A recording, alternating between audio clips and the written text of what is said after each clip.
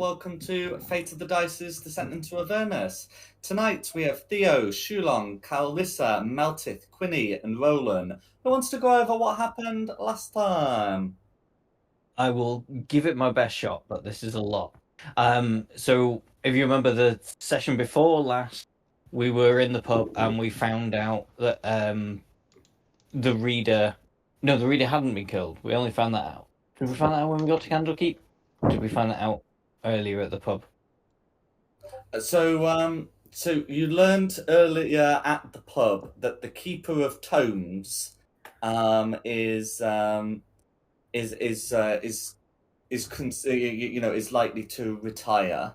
That's it. Yeah. Okay. Yeah. No, we're good. So when we got to Candlekeep, we found out that the Keeper of Tombs had in fact been killed, and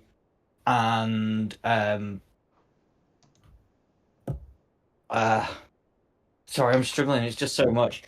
So we got there. We got our documents sorted. Yeah. We asked for a note to be passed to Sylvius Savi. Yes, that was it. Sylvia is the So then we find out that she's poorly and hiding away for the day. We start asking around. We find out that one of the great readers, Daryl Yashenti, was kicked out for being too drunk. We have a little investigate at him. We find out through various means he's got blood on the cuff of his jacket. We also find out, in fact, that comes later.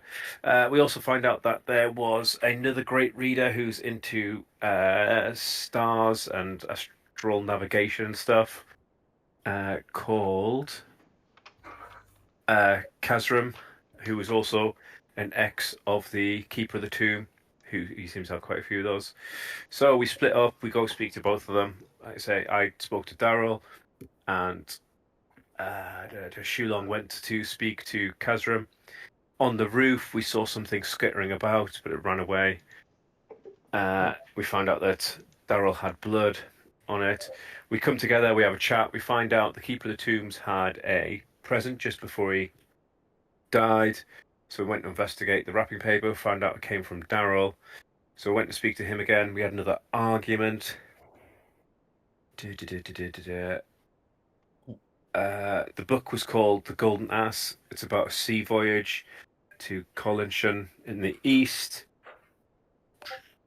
We found out that was blood. The old Keeper of Tombs was poisoned. We worked that out.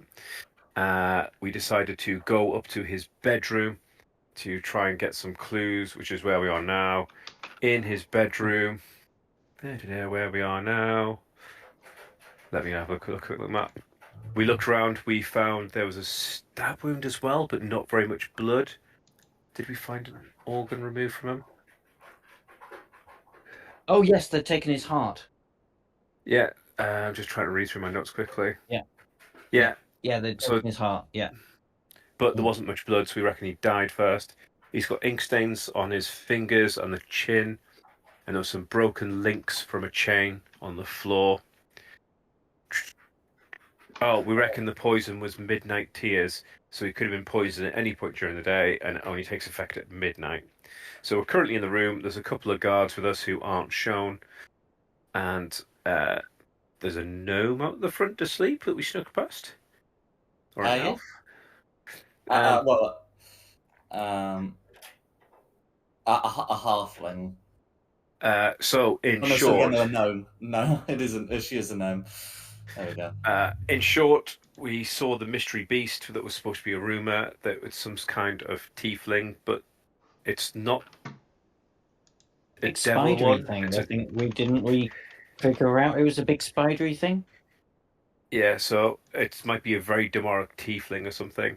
We found out the old Keeper of Tombs slept around. So his ex-girlfriend was the astral navigation one.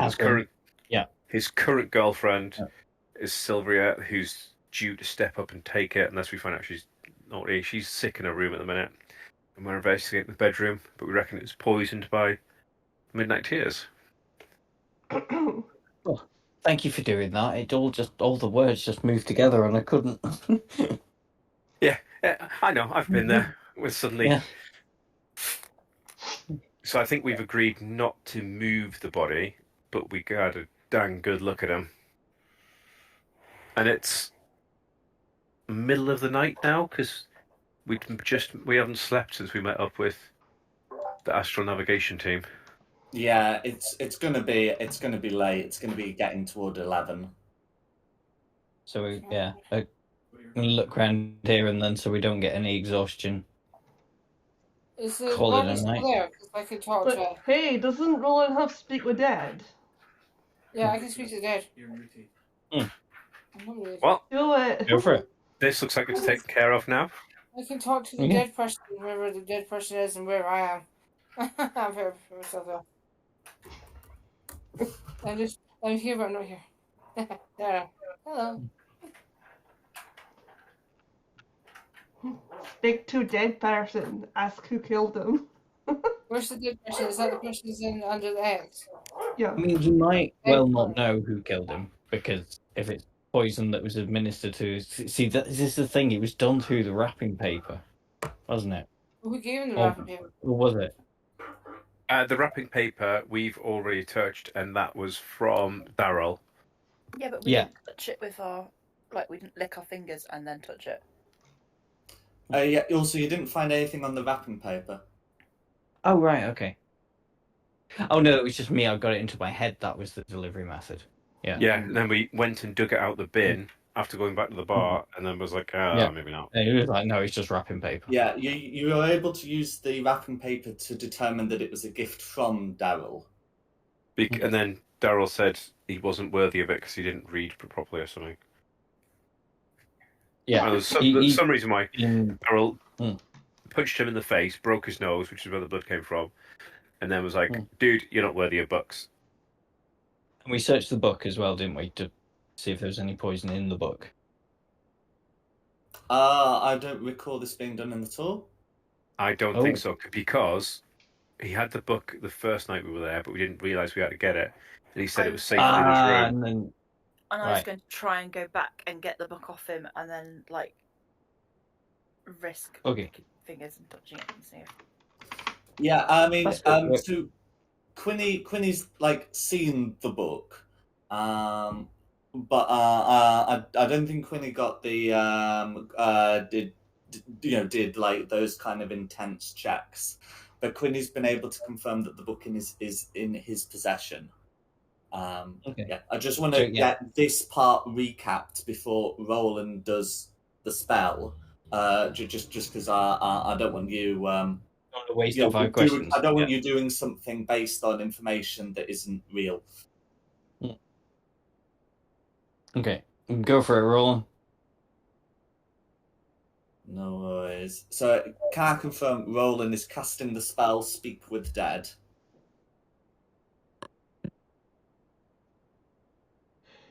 Yeah, sorry. Where is it? Can I speak? I think I speak with Dead. That's how I do, because... wrong character. Oops. Where would it be?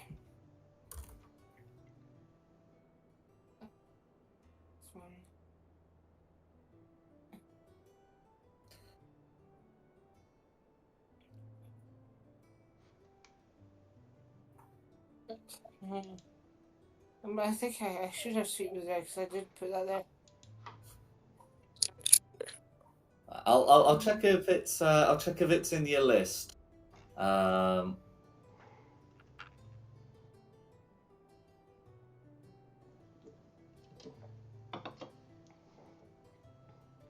Bring back the Yeah, I've Sweet with Dead.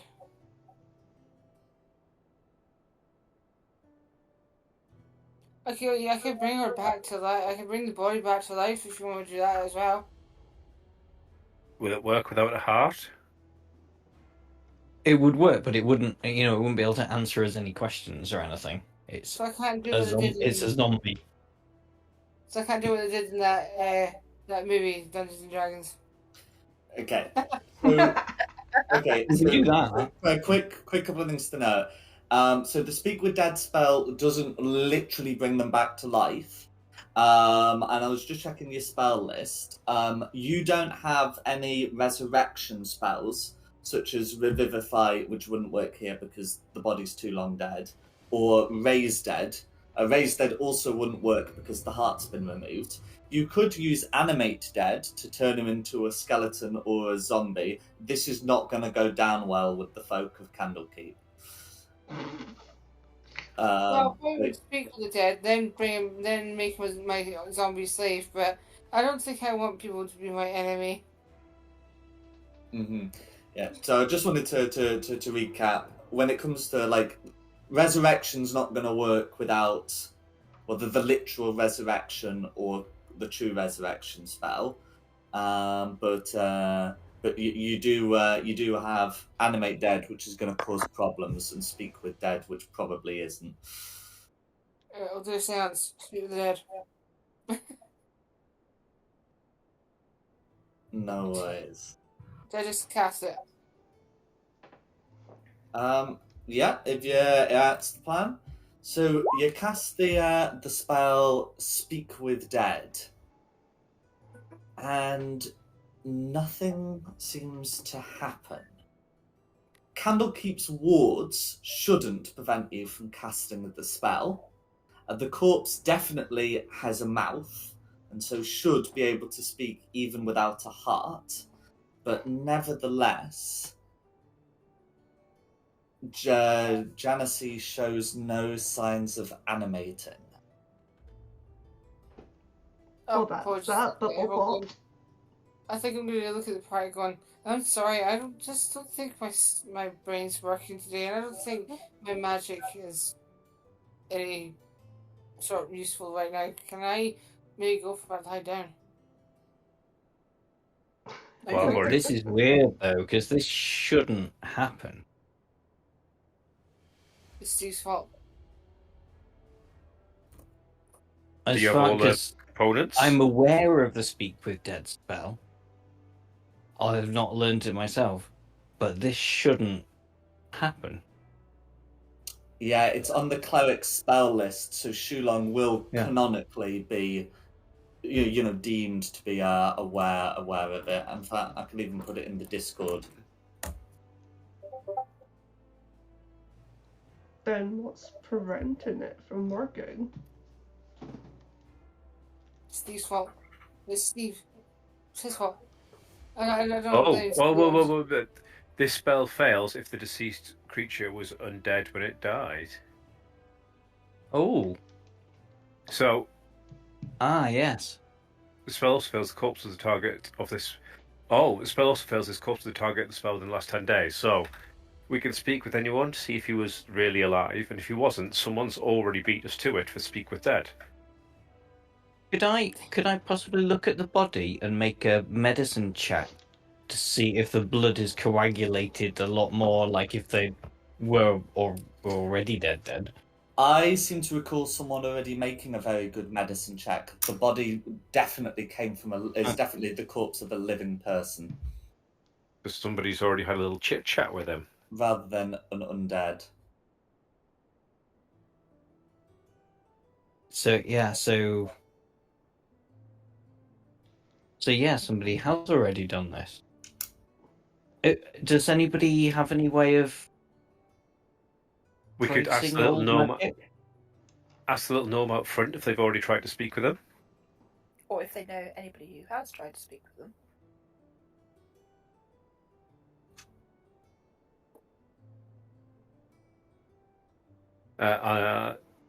Two seconds, I'm just typing up notes.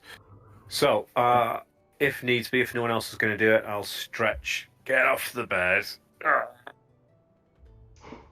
And go speak with them. Big stretch. Big stretch, like just the one paw out the front and little claws come out.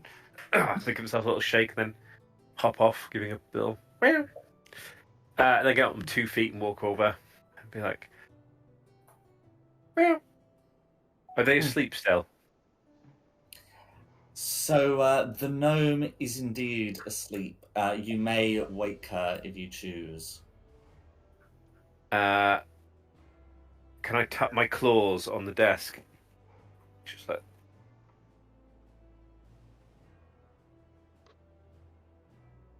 This is going to freak. Right, guys, I think we're going to freak them out enough if there's one person stood right in front of them, let alone 3 or 5 or 6. I was coming to help, like guidance and stuff. I'll step back a little bit. Yeah, so I'm just gonna wrap my claws. It's I'll walk around beside them, and on that little wooden table, just click my claws on it until they wake up. I suppose you can stand behind them and really freak them out with a bit of heavy breathing.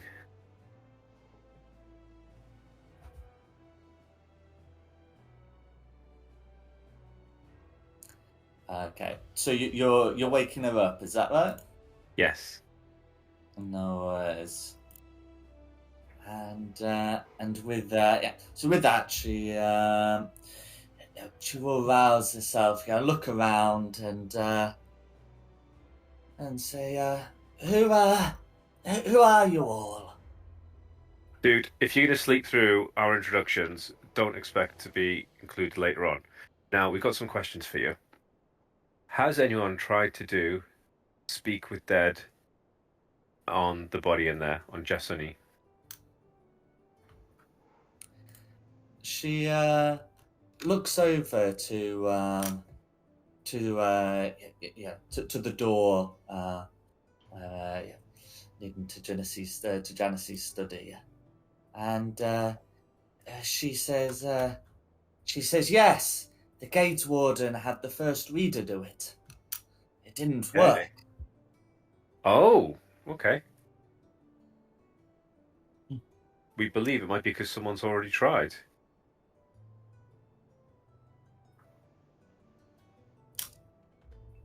So when did they try and do it? This morning, soon after Janice was found. So, what time was that? Because we believe they died at midnight. So how many hours did someone have access to the body before you realised? So she'll think, yes, when was I woken? The gate warden arrived at 7:45. Cool. Have you got any more information to pass on? She says, I watched him have a look around in investigating. He reckons it's some kind of poison. Yes, I explained it was midnight tears. Come on, try and keep up. She says there were a lot of visitors during the night, and the previous day as well. Cool. All female? Pun? No, it's just me being silly. Don't worry. I'll say, well, you need to get me a list of those people who came to see him the night before and people that have been overnight and with approximate timings. Mm-hmm. And she nods and says, well, I make sure to all his appointments are organised. His first meeting of the day yesterday was at 8 a.m. It was with the gate warden. That went poorly. I remember seeing him, the gate warden, storming out of the meeting. He had a face like thunder, nearly dropped the tea tray clean out of my hands. Cool. I think the gate warden will be our next port of call, but let's carry on. We don't want to rule anyone out. We don't want to drop the ball as much as you have. Yes. She looks over to you. What do you mean? You're fast asleep. My investigation team has been in here for hours and you just slept through it. Your ward is dead. And here you are half answering questions. Let's get a grip, woman. Do you even care that he's dead? Of course I do. Oh, well, we'll carry on then. I'm sleeping after because 8 it's... What time is it anyway? It doesn't matter. Answer the questions. Come on. We're trying to solve a murder here. Can't we just use intimidation? I mean, No, does she's she trying seem to- sleepy? I can do the thingy with the water jug. That's probably not going to make her more cooperative. If you're asking me that. We got. I just want to keep them confused. Ask lots of questions before they have a chance to think about, wait, why am I answering questions? Who is this person? Because it makes scare to tell us. Or we can use persuasion. Well, they're answering the questions at the moment. We just need to keep the pressure on so they keep answering. Well, we can use pain and persuasion, which is my left and right fist. There are some guards in this room. I didn't put them on because I didn't sort of want them to listen to them for We're not legit beating up civilians. I might have to rethink that policy. Remember, Xu Long will definitely do something to you if you start beating up civilians in front of him. And if you don't tell us, I'm going to have to hit you. I'll just turn to Rangar back. Don't worry, he threatens that, but all he does is throw money at poor people. It's incredibly frustrating, but he won't hurt you. He's too good for that. Right, back to it. So, after 8 a.m., who's the next guest? At 8:30, he had an appointment with the first reader, Bookworm. Errol. I don't remember anything happening there. She came in, she left. How long was the meeting? About half an hour. That's good for someone of his age. Mm-hmm. Oh, it was actually a proper meeting.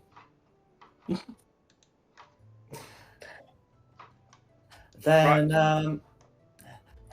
then his next meeting was. I am gonna, by the way, compile this into a timetable for you. But anyway, his next meeting was with one of the great readers, Tellers of Ost. I remember hearing an argument. Yes, I mean, the two have never gotten along well, but it descended into a bit of a shouting match. And when he left, I could hear Tellers shout "hypocrite" at poor Genesee before he stormed out. Then,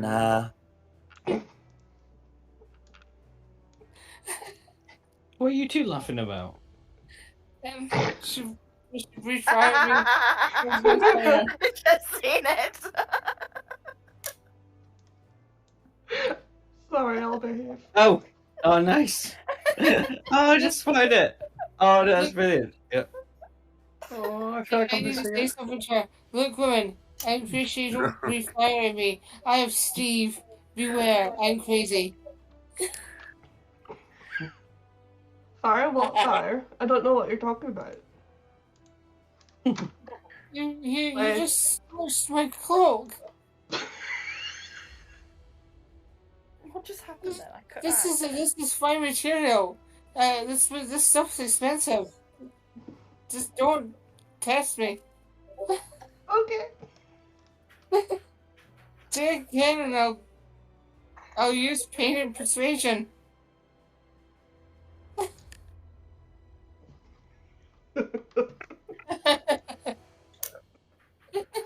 Sorry, Jack. no, it's fine. So it's just a conversation you're having between yourselves. Oh, she refired me. That's why. I see. didn't actually do that. I was just messing with the effects. Yeah, because tieflings can't breathe fire, and she could cast the burning hands. No, she can't cast the burning hands, but it's not on her list. Anyway, that's children, just a we have a fireball, lot but- of work to get through here. Yes, we do. Yeah, I can't get distracted. Yeah, okay. So then she describes the next meeting with another one of the great readers, Alquist. She says, "I was another quiet one. I think there was. I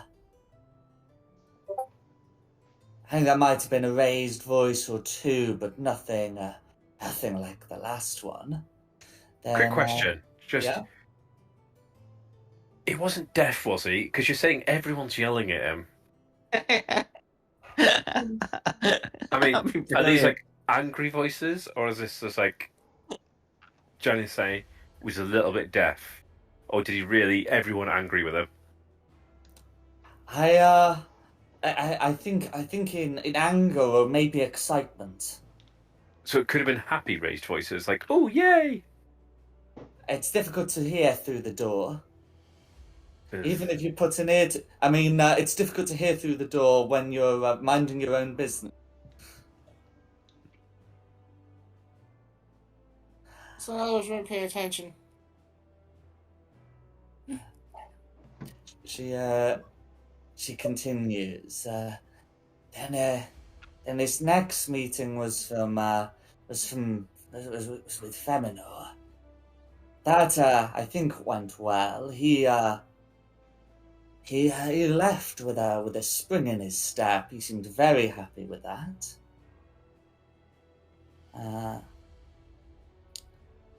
Then it was Avernus.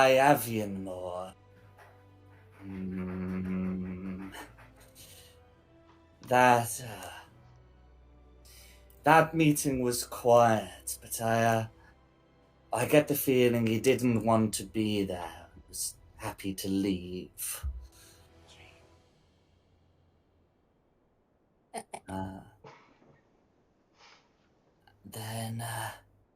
Then he had a meeting with Daryl.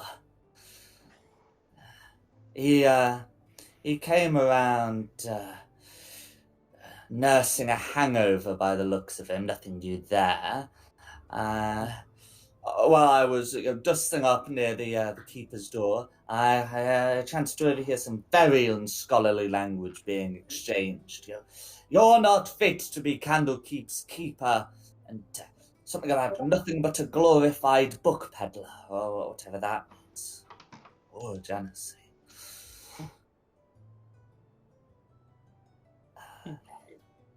Then his last meeting of the morning was with Silvera. Well, those Brannigans before were nothing but petty bickering compared to her, that devil woman. She gives me the heebie-jeebies. Looks around at Clarissa and says, no offense, dear. And then, continues, I was never sure what the keeper saw in her, but he certainly incurred her wrath this morning. Raging she was, screamed that he was a traitor. At one point it sounded like the two of them were acting violently, and suddenly she stormed out and nearly took the door off its hinges when she left. I smelled smoke in there afterwards. Okay. Could you... Sorry. Are you going to repeat the entire thing? No. No, that would be cool. It was just the name of the person that came before Daryl. Before Alvira. Daryl. Yeah. Alvira? Okay. The quiet one. Yeah, so before Daryl was Eli Avianmore. Yeah, you're going to have to spell all these, because... I am, which is why there's going to be a list coming afterwards. But yeah. So, the question is then, who brought him food? And who provided the water throughout the day? I did. I provide his water and make sure he's kept with tea and cakes. What do we know Does he have about... a proper meal? Or just snacking throughout the day? He does go for... He does take meals and I bring them up to him. Who prepares them? Are they prepared in the half? Are they prepared especially for him, or does he take a random plate? I mean, he asks for a meal. I go down and ensure that it's ordered and brought up. Is it made specially when you order it? In a manner of speaking, like the others. So, this meal that's being made in the hearth, they do know where it's heading, so if they wanted to poison him, they do have opportunity to do it then. what do we know about Midnight's Midnight thingy? How is it transferable? I'm sure we got that information last time, but I can't remember. By It could have been on pages. ingestion. Ingestion. Oh yeah, so it could just have been put in the food or the drink. Yeah. So it's with ingested poisons, they have to be consumed, reaching the mouth in some way. It's kind of vague about what happens if an ingestion poison is put on like a weapon, like a dagger, but the idea is you just sort of assume don't deal with that. Yeah. Keep them separate as injury poisons.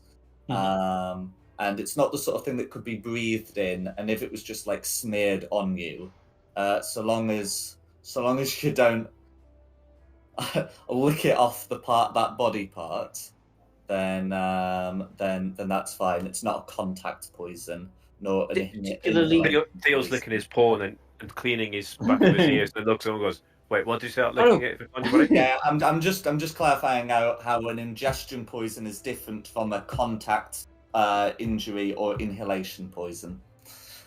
Is it particularly rare and expensive? So, like, Yes. only somebody of means would be able to get it, right? Well, I mean, which, to be honest, is all a suspect.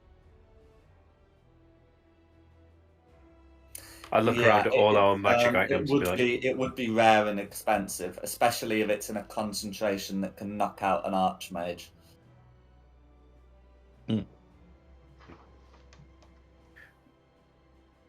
Wait, knock out an archmage? That explains why we can't do talk with dead with him. I mean, He's only unconscious. It did more than that, all right. But yeah, okay, knock off an archmage. Does it have a strong taste? It does not. Okay, so it could be baked into something. Right, so yeah, carry on. Has anyone got more questions about the morning? All I want to know is, presumably he was brought food in throughout the day. Is any of that food left anywhere? I think I might be going dumpster diving again. So she'll tell you that he ate his evening meal in the hearth with all the other readers, and the other bits of food from the day have been removed. Are they fed to pigs or anything? Ooh, good question. That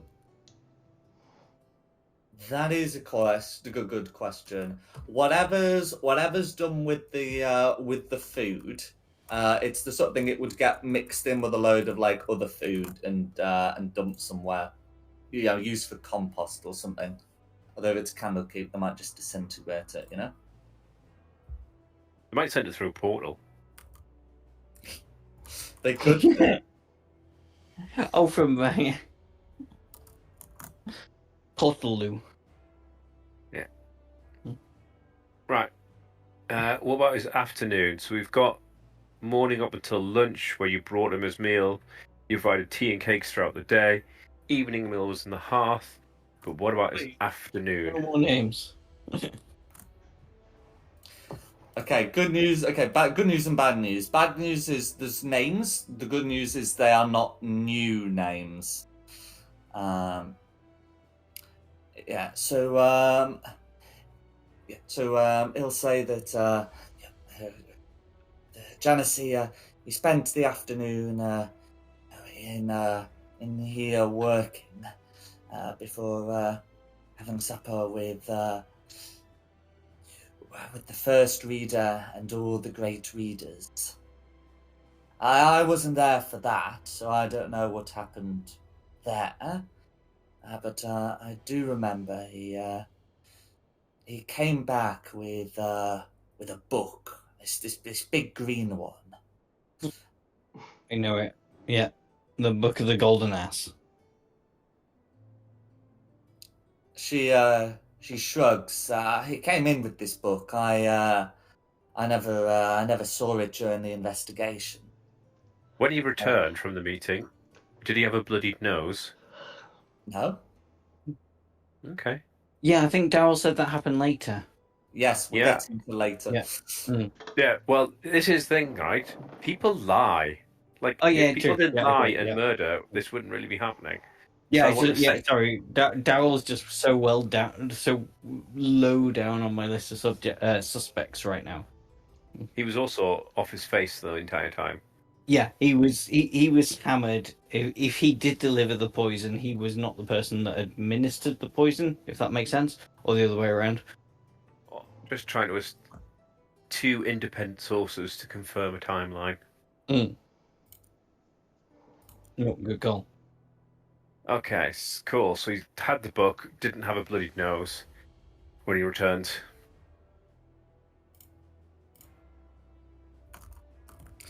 Okay, so she'll continue with the rest of the nocturnal activities. So she'll tell you that after he retired to his chambers, he bid me to mine, and I said good night. But I keep my door open for Queenie, and For Quinny, no, for she's only just Queenie. turned up. At about 9 bells, I saw Feminor go into the room. I'm too far away to know what that was about. But, Feminor left reasonably soon after. Then at about 10:30, Daryl comes back again. He's very drunk. I don't know what happened in there, but even with a door or two in between, I could hear the almighty row. And that's all I remember of the night. At about 12 bells, when the midnight chimes of the bell tower rang out, I think I heard a thud somewhere in the room. I would have gone to investigate, but I don't like to be disturbed after 11 bells. It's like Stalin, was he? And then the last thing I remember before morning was sometime maybe around 3 bells. I woke up in the night and I'm sure I could see Severa's face glowing red in candlelight. She must have had a lantern with her. There's something not quite right. Oh, well, it was 3 in the morning. That's all I remember.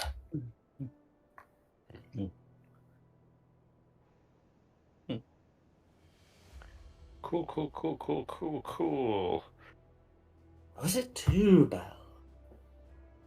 She wonders. Well, whatever. It's early. So, who was this princess that you left it open for? Was that a cat? At about that point, you hear a meowing as the doors open to reveal a cat indeed. Oh, does anybody have to speak with animals? 2 seconds. I'm just going to sprint in to Quinny. Queenie just give it up. is a female cat with a sleek goose grey fur, blue eyes, and distinctive black tip ears. I'm going to do the toy. Do the toy. Do the toy. Do the toy. Do the toy. Do the toy. Do the toy. Do the toy. Do the toy. Do the toy. Do the toy. I get a little clockwork mouse out. Can I say hi to the other cat? Yeah, I run in with a toy and let it loose, and so we can play with it together. Okay. I let Pufftail off my shoulder so she can play with the cat. It's fine. Can you make me an animal handling check, please? Yeah. Let's see how this goes. Not too bad.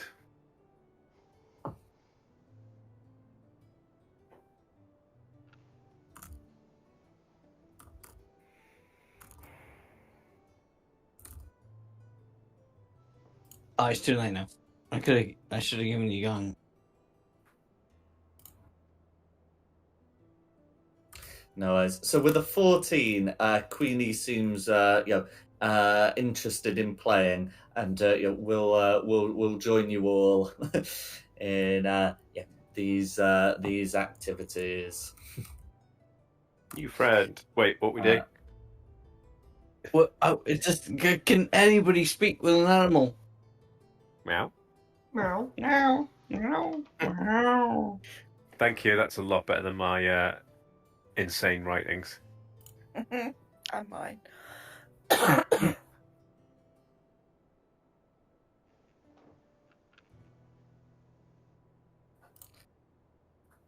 Okay. What? So you're playing with the cat. Some people are talking to the gnome, who does have a name, but I don't think it's been asked for. In fact, one of you's doing both. So I guess while Theo's catting, who's speaking to the gnome, if anyone. I'll speak to her. I'll say what's her name. Because So she being a will fellow give gnome. her name as Miss Holly Pocket. Miss Holly Pocket. Like the little kids thing that you open up with the dolls. That's Polly a Polly Polly Pocket. Pockets. Oh, Polly Pocket. I used to love Polly Pockets. The boy version, I had Mighty Max. I was going to say Micro Machines. Micro Machines. Oh, Micro Machines were awesome. But yeah, we shouldn't let this descend into like Just playing with a cat. millennial nostalgia. Right, so, while playing with a cat, I don't think I've got any more questions. We've got 2 more suspects to question.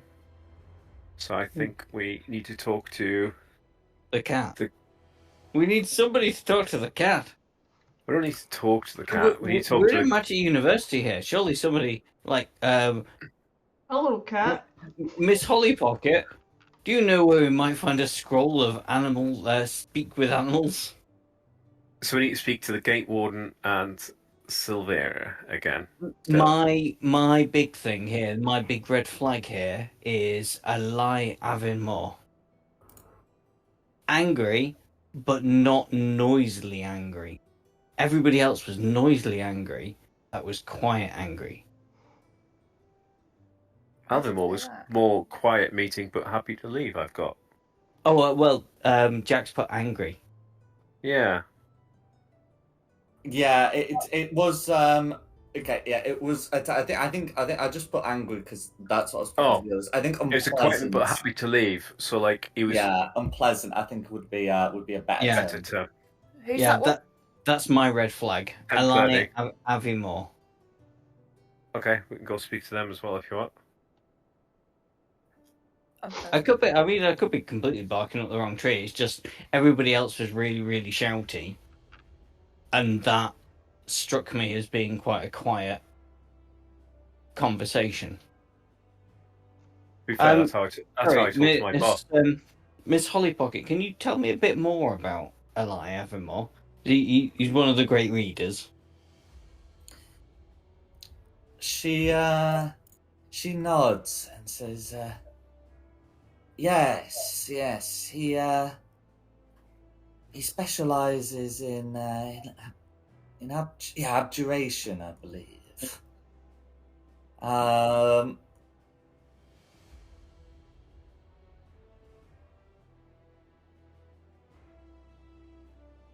just getting to his section in the content. There we go.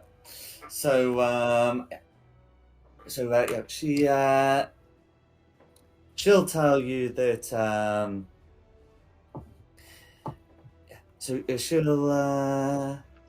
She'll tell you that he's definitely something of an ambitious one. He was always coming in here trying to get some books from the restricted section. Yeah, a lot of the a lot of the great readers ask for those books, but it's only the keeper of tomes that can access them. A lot of people seem to believe that all the great readers can get at them, but usually they're just the ones that can get the keeper to procure them. That's interesting. Guys, I don't think it was him. If it was him, the narrator would have had his stat block to hand. Rather than having to try and find it. Unless it's a double bluff. What's a narrator? It's that guy in the clouds that keeps telling us what we're doing. Do you not hear his voice? I don't know what you're talking about. Placing a hand on his head to feel if it's hot. Are you feeling okay? I just hear voices every now and then. It's fine, it'll go away.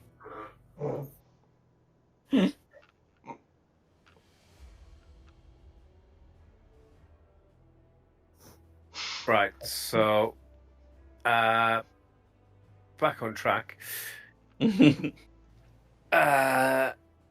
who do you want to see? So Sylvia said she was feeling poorly and she'll speak to us in the morning. The danger is if it is her, she'll do a runner, but then she stands to gain the most by his death, I guess. The gate warden might be able to give us a bit more of a timeline because he saw him a couple of times. Because he was the first one who came in and tried to speak with Dead as well. So we can find out how that went. Well, it didn't work. Well, that's what I mean. It didn't work, but we can see what his impressions of it were. Mm. And we can corroborate the timeline for when he turned up.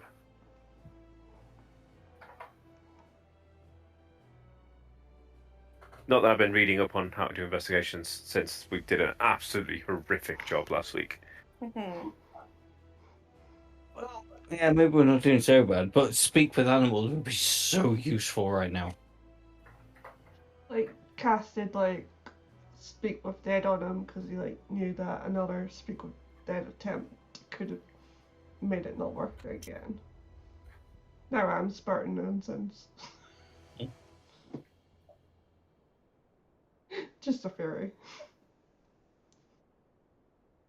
That's what I mean. So, do we think perhaps at 2 a.m. Sylvia came in to steal the heart and speak with Dead to make sure no one else could? I don't want to think so, but yeah, maybe that's a good shout. And go to her and just basically say, if you killed him, we won't tell anybody. We just want to go to hell. This is greater good. This isn't bad cleric. This is, we've got an important job to do, so I will let somebody get away with murder so we can stop an entire city full of people disappearing into nothingness. Again. It may not be lawful, but it would be considered good. Yeah.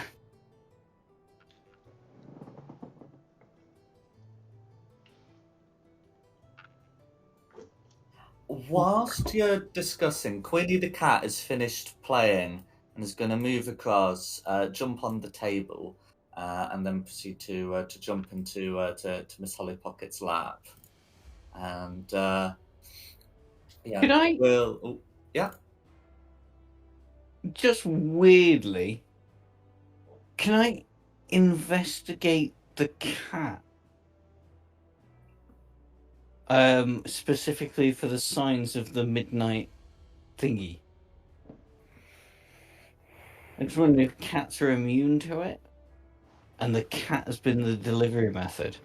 Okay. I think I'm maybe going a bit nuts. I'm sorry. Are you suggesting he was licking the cat? Can I confirm? Yes. Is the plan is to check the cat for the poison, or to check if the cat can carry the poison? Check if the cat can carry the poison. Okay. So then it's an intelligence check about poisons, and I think they want to put that under investigation, even though you're not actually touching the cat. Yeah, That's what they want to do for traps. Okay. 18. It's a poison cat.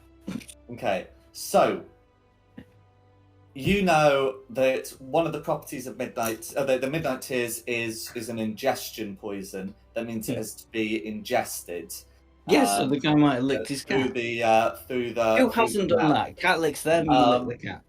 So therefore, it's possible for the poison to have been put somewhere on the cat, but it would have to be something that could reasonably expect to make contact with Janice's mouth, but not the cat's mouth. So it would have to be somewhere where the cat wouldn't clean, and it can't be the cat's tongue, otherwise the cat would be considered to have ingested the poison. So it's one of those. I don't know where my brain was going with that. Clean, but someone would lick. I'm sorry, I don't know where my brain was going with that one. It's not that there aren't places that would fulfill that description. It's just, can we not consider them, please? I think at this point, Theo would move uncomfortably away from Shulong. I'm sorry, I think I'm just clutching at straws. Do you? But we have suspects. My brain just went, I know, but my brain just went in. It's like he loves that cat. He loves the cat a lot. So maybe the cat brought the poison. But wasn't the cat going into Miss Holly Pocket's room, not to his? Yeah. Yeah. Miss Holly Pocket said her door was open for the cat, and the cat's jumping her lap. I don't think the cat's here for him. The mad thing is, we have several lines of investigations. There's no reason to start clutching at straws. We have things to do. You just decided to lick a cat. It is such. Whoa! To check if it's worth licking at a cat. Yeah. I'm sorry, I don't know why my mind went in that direction. I've got it. The entire room's made of poison. The cat's the antidote. It's less crazy than his idea.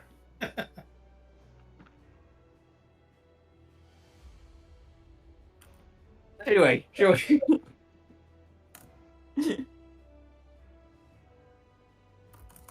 Do we move on very quickly?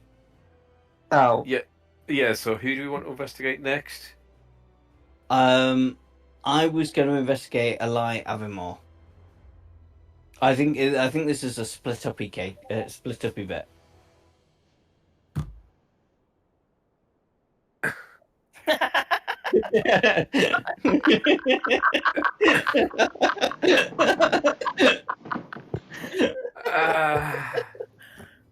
Probably best we don't have that particular comment read out. Yeah. But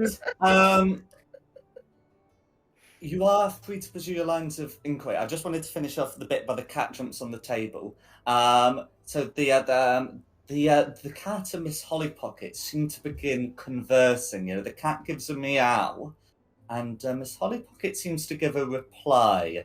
And they seem to be capable of having a simple conversation.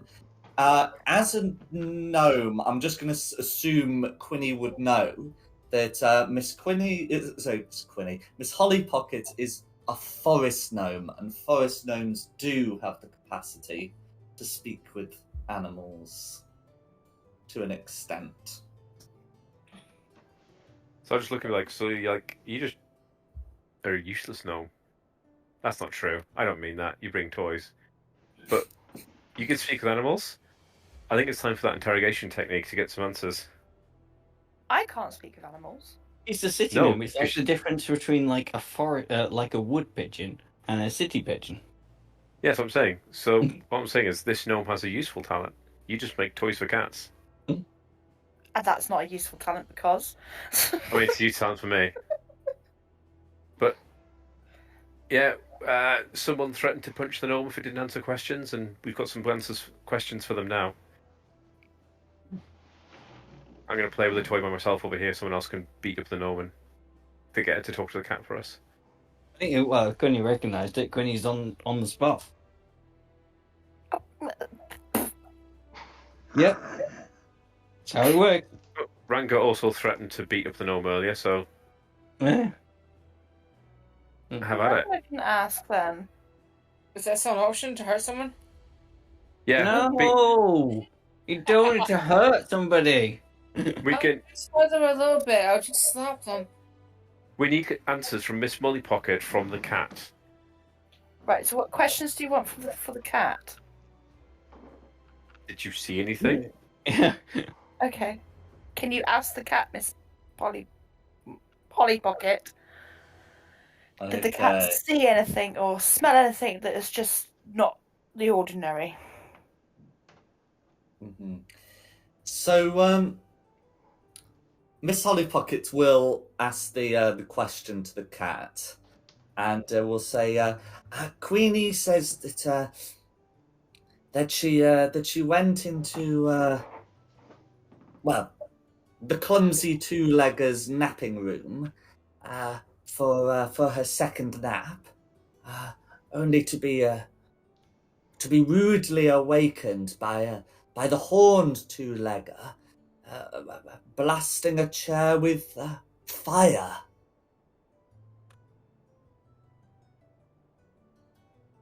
Is Solveria a tiefling?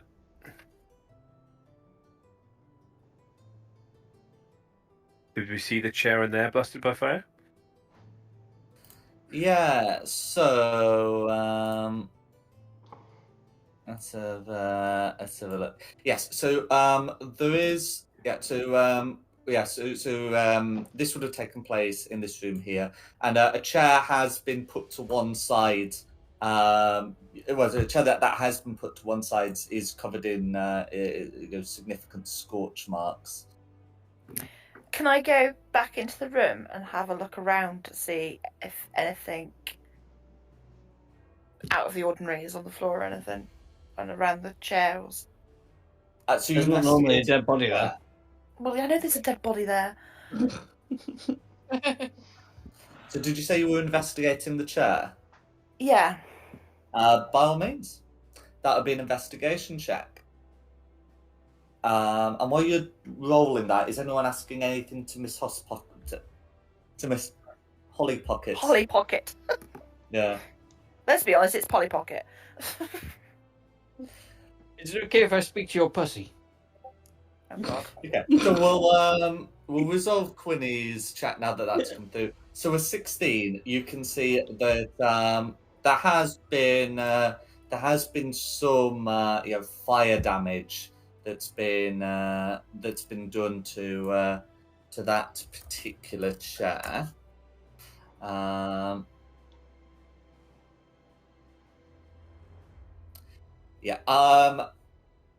So it's so having I think, are you also proficient in Arcana, Quinny? Yes. That's fine. So an Arcana check would also be a 60. That's fine. You're able to recognise this as damage done most likely by the Scorching Ray spell. Scorching Ray is one of these unusual spells where most spells will tell you about the damage they do to creatures. Scorching Ray only talks about targets without specifying creature or object.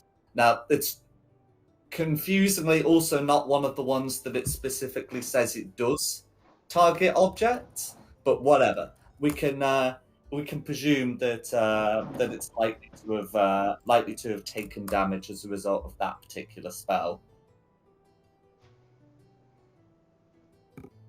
And there's nothing else out of the ordinary around in the room. Not particularly. The main area of unusualness is around the body, and that area has been checked out. Okay. So yeah, you can confirm that chair's been hit by a Scorching Ray. So definitely done by someone with magical capabilities, not like an upset lantern or the cat. I'll just. Can I weigh in here with my magical knowledge? Scorching Ray has several targets that you hit individually. Where's the other parts of the ray gone? Right, all 3 rays look to have been done against the chair. It's All right, quite cool. burnt. Yeah, so that's a valid question. Yeah, it's all into the chair.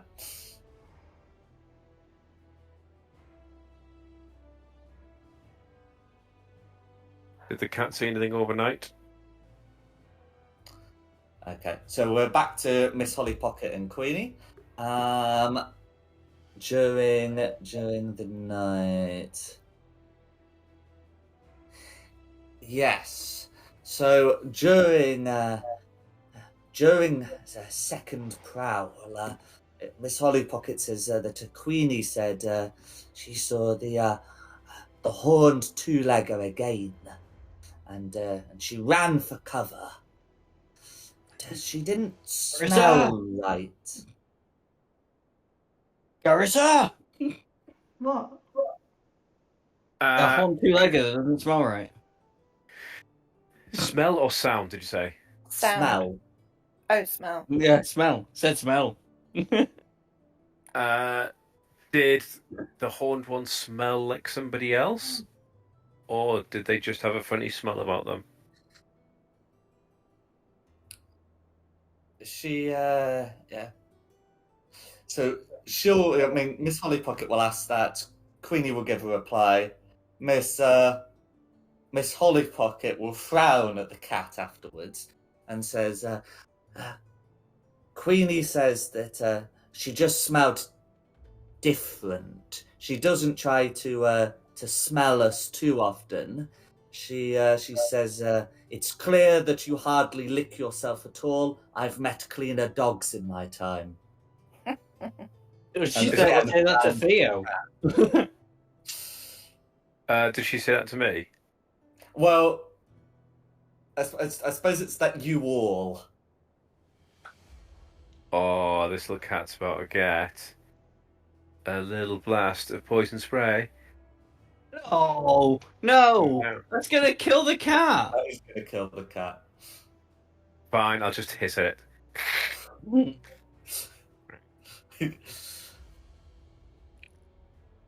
going to climb up on the table and arch my back. This side.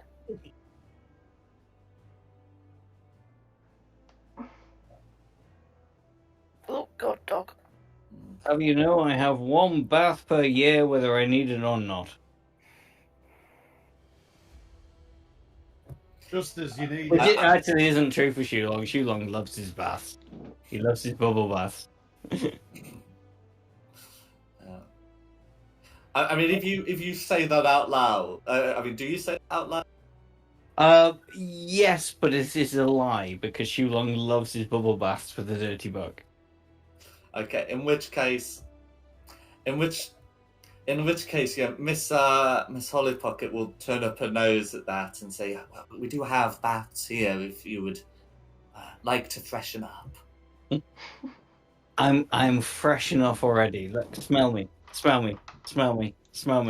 I cut out this is going to be used. This is, as he's saying that, I'm going to use a sorcery point, subtle cell, No! prestidigitation to make him smell like a skunk's bottom while he's doing this and flashing his armpit. That was Miss Holly Pocket's gonna gag and step away. That was worth the one use of my. I've only got 1 sorcery point left. That was worth it. Do anything about that. And when I say step away, I apparently mean vault over the table. You see, my smell is so overpoweringly amazing. You have to retreat from me. Oh, right. In fact, the cat's probably not going to like it either. Oh yeah, not if I smell like a skunk. Oh, how long does this last? Good question. How long does prestidigitation last? I think it's like a minute. A minute. Yeah. Okay.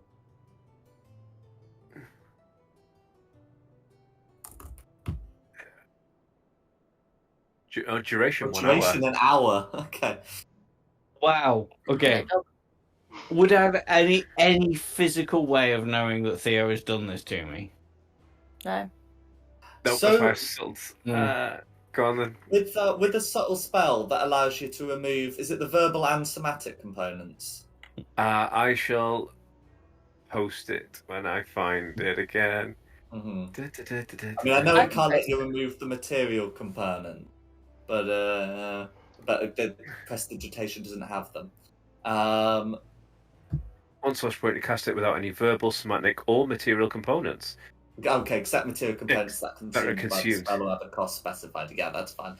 Okay, so in which case, there's no verbal components. There's those somatic components. It's not something on your spell list.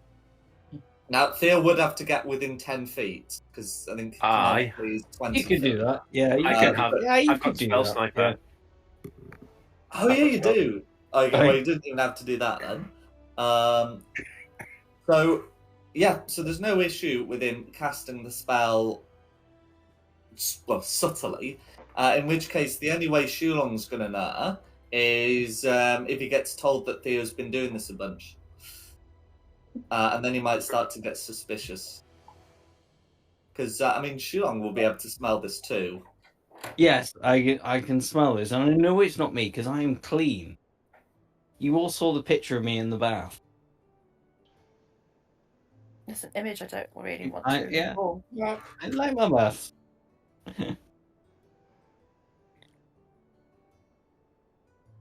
But I guess, yeah, maybe I've just not bathed enough. This isn't going in my notes, by the way. This is the part that I skip over. Yeah. There is a bathtub in the other bedroom if you want to use that. There's a garden there, though. We really actually need to try and solve this murder tonight, because if we have 2 sessions trying to solve the murder and we've still not solved it, then we're not doing well. Well, lead on, my good friend. What do we want to do? Do we want to investigate some of the other people? I think we should separate to investigate people. Split the Yeah, party, because as you leave, it's going to go 11 bells. So we've got maybe an hour before we need to actually go to bed, unless we want a late morning. Well, it's also about when some of the people you want to speak to are going to be asleep. Yeah. I mean, I think I've So- just proved that waking I mean- people up and immediately asking dominant questions is a way Yeah. to get an answer without thinking. Huddle up! The two-legged horned thing that Queenie kept saying. Silvera. Yes. No. No, but the cat saw it. No, but Quinny saw it, didn't she? Didn't you see it running across the roof? So I think Silvera's a tiefling as well, but I think that's who the cat's talking about, not the monster that runs around on the roofs. Okay. Unless Silvera is the monster that runs around all the roofs, which would explain why she was so good at getting into hell. But that didn't smell right. But Starting to she's make me not think, willing to see us until tomorrow, is she? is there a disguised self in play? Is that why she didn't smell right? Was there an alter self magic being used to frame somebody? Well, we'd need to meet with Silvera to figure that one out, which, again, she said she wouldn't meet with us until tomorrow. Or is she also dead, and it was the imposter who didn't smell right who said that? Hmm. And it's just using the excuse of being poorly in her room to not see anyone so they don't work it out.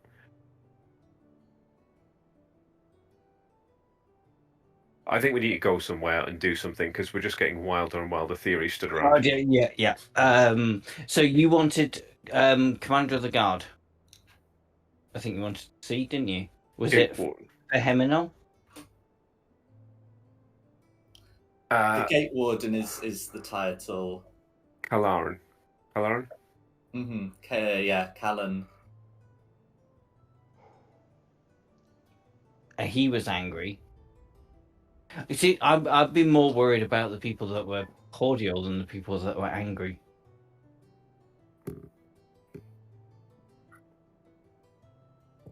Tom, do you want to murder us at the end of each session?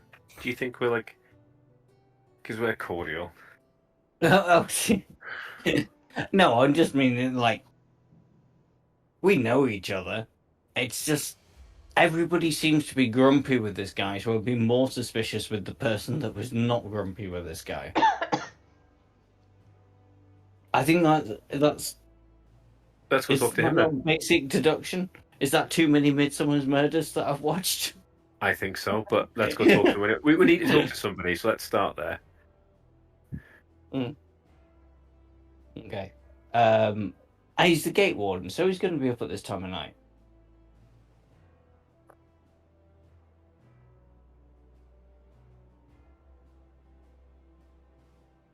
Any dissenters?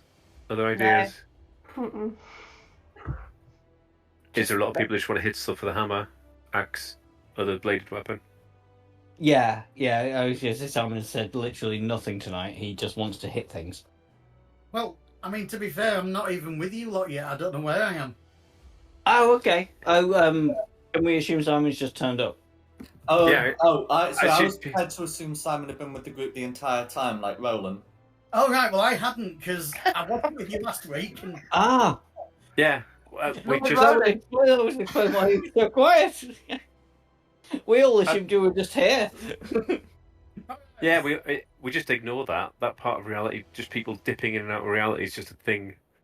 Yeah, it's just a thing you have to accept as part of this is a D&D campaign, not real life. Yep.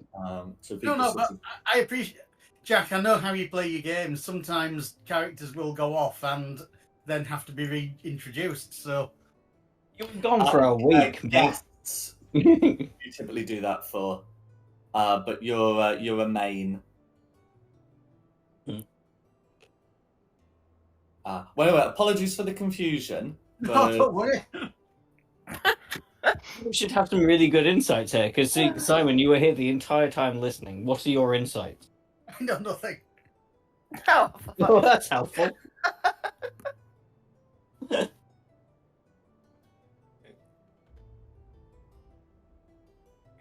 I mean, I did quietly suggest that maybe the cat was the antidote, not the poison. Yes. Can we like? I don't talk to think we're somebody? Yes, we need to go and speak to somebody. Callan. Let's just go, Callan. Okay, are all six of you going to see Callan? If anyone's going to see anyone else, pop it in the Roll20. I think we should stick together You think we should stick together? Okay. to simplify things, just to simplify things. Okay. We'll all go and see Callan then. Yeah, we're If we see the rolling beast well. along the way, are we going to try and kill it? Oh God, yeah. Cool. Yes. Just so Let's just kill it. especially if we're together. Yeah.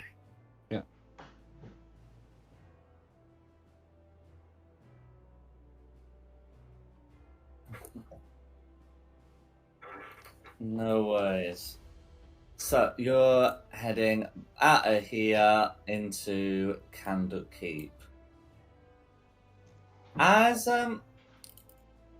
you do so, you can see that I mean it was dark when you were in here, but it's now started to get foggy. Which it had been a relatively clear night before. But nevertheless, one has come up. can I? Yeah. Make a perception check to see if I can see the beast creeping around on a rooftop around us as we walk along. Okay, the fog's going to severely limit your vision. Unlikely you'll be able to see the roof of this place at all. Boo! All right. Okay, but yeah. So you're going to look for Callan Strongbranch. So asking around, you'd be told that he doesn't have a full night shift, and he's likely to be heading to his quarters by about now. And if you then go try and look for him, you will be able to find him just outside his quarters.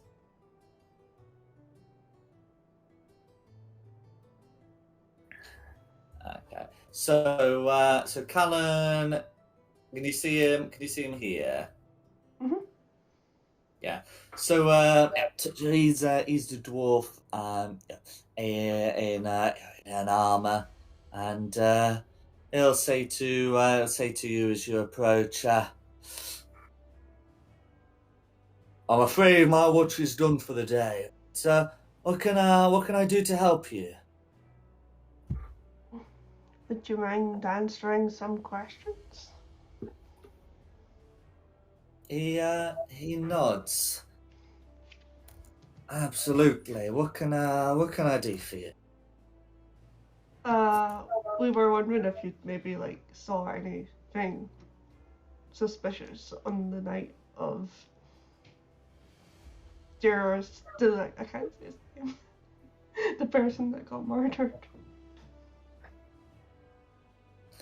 Okay. So he'll say, are you lot looking at this as well?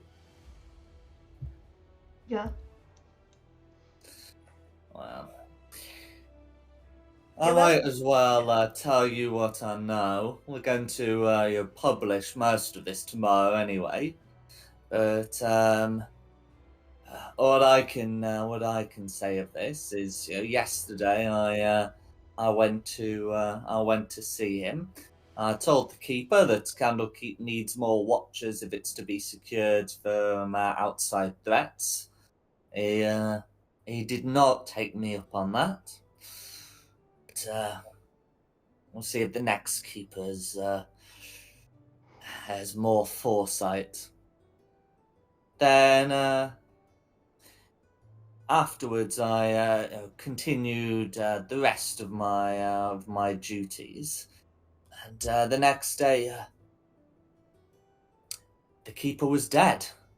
I arrived on the scene at about 8, and I made a brief inspection. Ordered guards to be posted to ensure there wasn't interference with the scene. Made sure there was a state of emergency declared. The teleportation circles briefly deactivated, but temporarily deactivated, and made sure we got some additional watchers in key areas. What time did he say? Sorry, he saw the body. I arrived at about 8. Wasn't this a gentleman that cast Speak We're Dead? He says, Or was reported to? He says, I'm not able to do that, but I got the first reader to do that. She knows about necromancy. Could this be Sylvana again?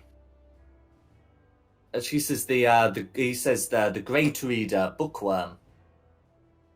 Oh. Anyway, we did a more thorough investigation. I was able to determine that this is a case of Tears of Midnight. I'm still not sure how they were administered, but I know they must have been procured here at Candlekeep. The apothecaries happened to lose some.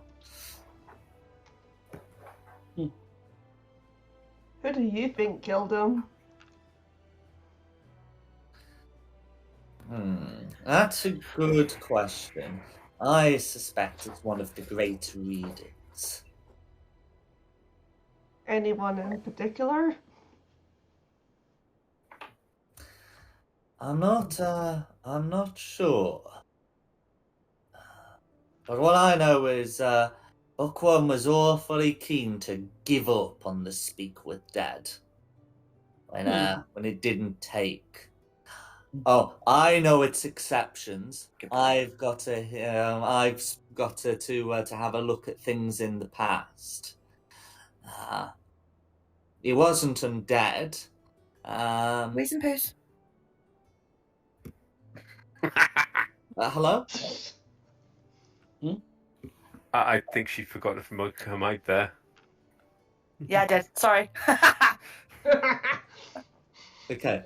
Well, in any case, he continues saying, I know I know the exceptions.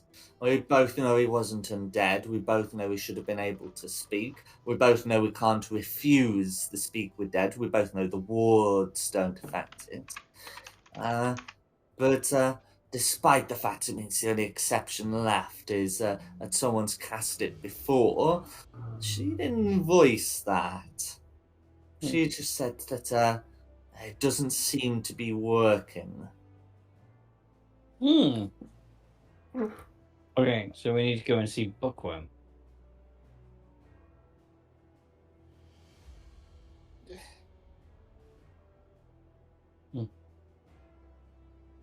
Is that her actual name? Isn't Bookworm Daryl? No, Bookworm's the lady. Oh. She. Yeah, so Bookworm has the title first reader, and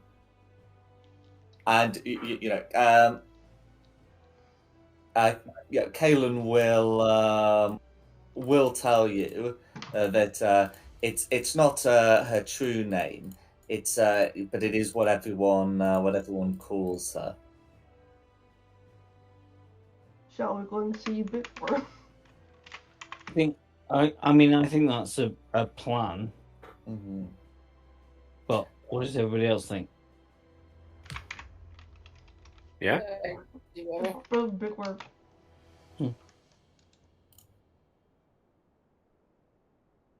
What if she works in a library for being a bookworm? What if she eats books and that's why she's a worm? Or if she's a bookworm with a Y?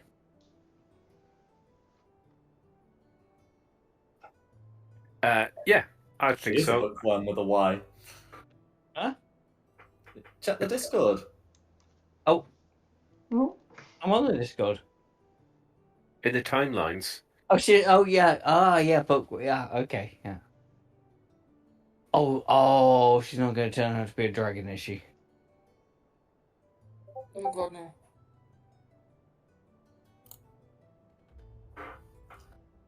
Well, that's interesting, Ray. That's a really, really important thing to add to the conversation. I mean, that's about the size of a cat paw, 5, 4, and R altogether. Yeah. It's the first thing I did. Is like, how close are those keys? Yeah. That is cat paw sized. Yeah. Okay. Well, Winnie's currently cat posting, but what would the rest of you like to do? Is there anything else you'd like to ask the gate warden, or do you have other plans? I get the feeling he is just like the security guard at the front of Tesco's or other supermarkets are available. He's not in on this. He's just doing a very bad job for minimum wage. Yeah. I'm with Theo on that one. Yeah. I think this bookworm is the place where we need to go now. She's typing again. It should be entertaining. Oh, my wisdom. Oh. Called her. Oh, well done. So the cat did walk across the laptop, and the cat has turned the laptop Power off. button. Don't hit it back. Just hold the power button, or do a hard reset. Hang on. Yeah. I would just hit the space bar if it's when you're asleep until it works. Yeah. Oh, also, I think we have the same model of laptop. But anyway, back to the stream. That's going on. What? Okay, so I'm hearing go look for bookworm. I think so, but as I say, if anyone has any better ideas. I think bookworm would be the best option. Bookworm seems, yeah. We could do both. See bookworm, then do whatever after. Well, I mean, it's like midnight. I think it's bookworm and then just bed. Yeah, let's do that. Speech bookworm, and then go to bed. Go to the land, the dreamland of Noddy, and sleep.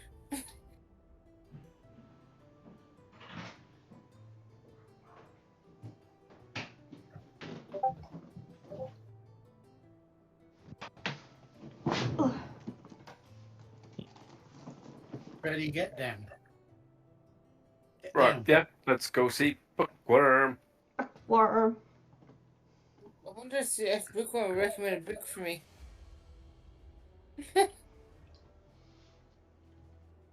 I'm just actually terrified that this might turn out to be an amethyst dragon that's like pretending to be a human. Well, not pretending to be a Hang human. on, holding book. Shapeshifted. Do you think we overthink things sometimes? Yes, I think we do that a lot. Right, let's go see Bookworm. Can we go hit something? Yeah, I was gonna say, yeah. Let's not overthink things. Let's walk into Bookworm's room and punch them in the face.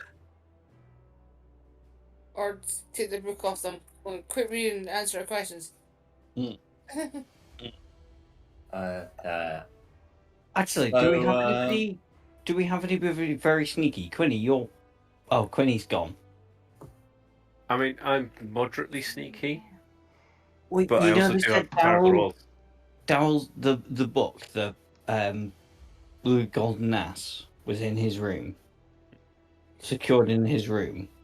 Do you fancy trying to go and nick it while we go and talk to Bookworm? Yeah? Why? Oh. Are you gonna... It's just that book keeps coming up, cropping up again and again and again. Well, And there was the big show of the licking the page. Oh no, he licked the page. Okay, yeah, no, red herring. Red herring. Ignore me. Laurie's sort of back. So did you say you wanted to steal a book? So if we have the others talk to bookworm like a distraction. Damn. No, don't worry. Just go speak to Bookworm. Let's go speak to Bookworm. Okay. So it is. Yeah. If I stab them, they're less likely to be worried about a stolen book. It's not stolen, though. Well, I suppose. Oh, it It's will. just... It was a gift that retracted was his taken gift. back. Yeah.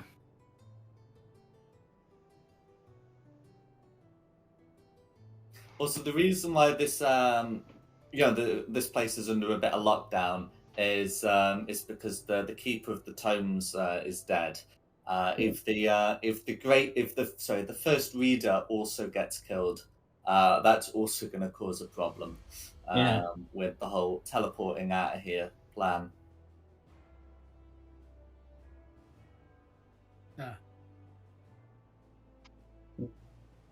So Good to know. yeah, this has to be our last point of call before we call it a night, and then someone will join us in the morning. But yeah, so Bookworm. Okay. I just had So- a question. Yeah. Once the bookworm sleep, Pun? it's really late at night. Once the bookworm's asleep, We wake them up.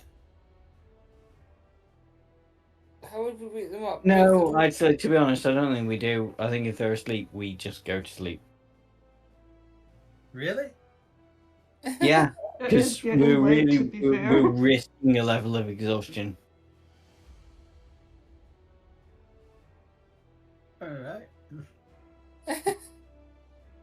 I feel fine. You won't after a level of exhaustion. Drink. Caloris, I need coffee. Okay.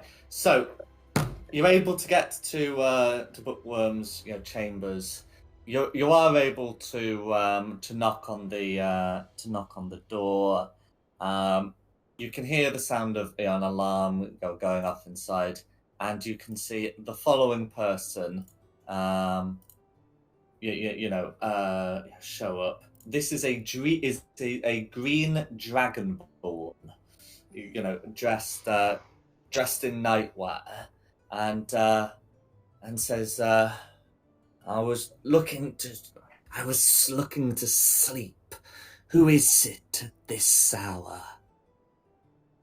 Sorry to disturb you, silly. Oh, sorry. Garen? I was going to just say, your worst nightmare has come to the door.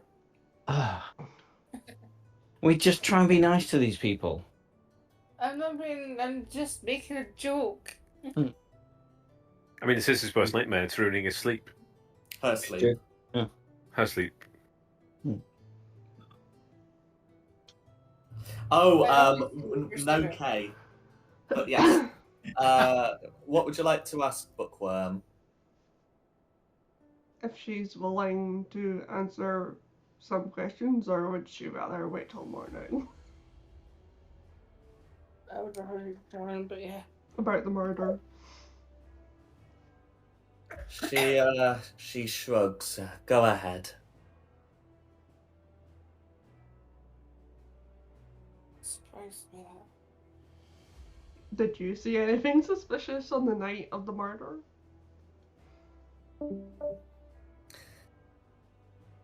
I was in bed during this time.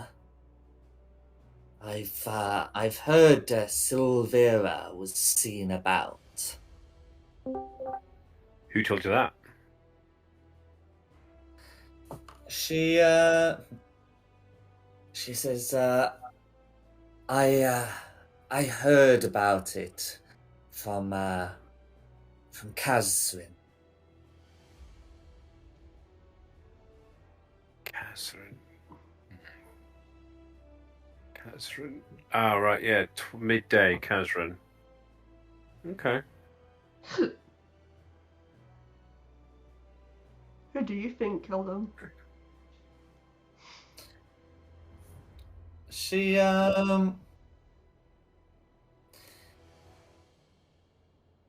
shrugs.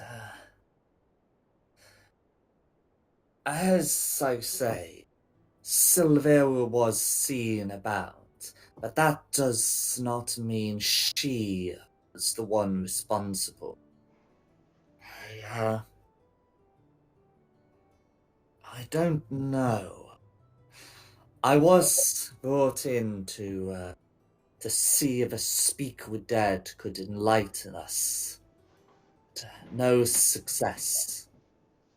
Why not?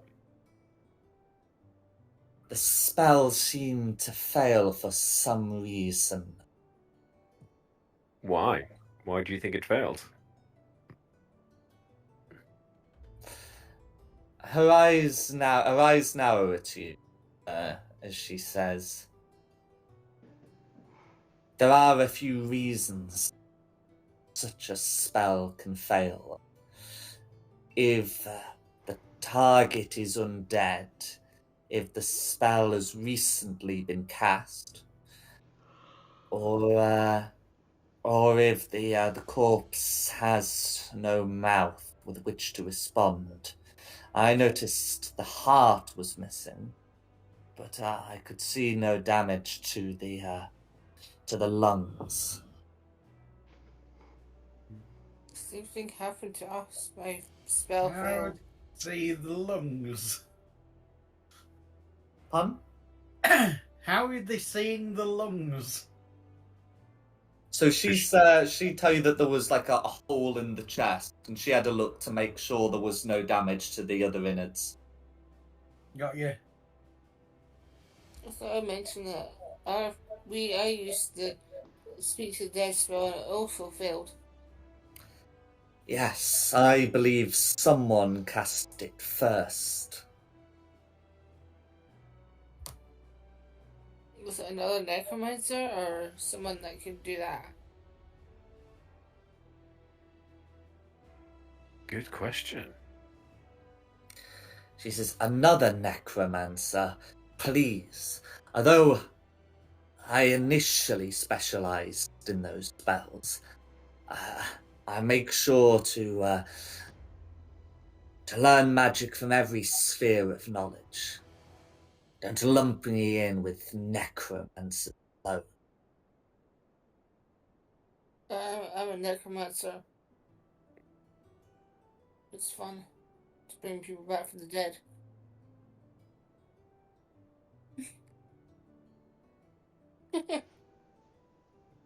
But who else could?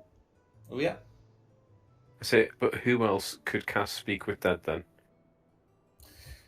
Speak with Dead is not too high level a spell for any of the great readers.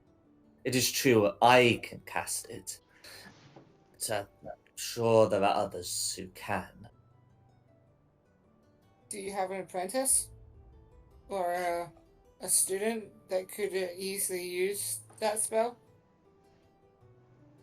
I don't. There are some minor necromancers who might learn the spell, as well as some who are more proficient.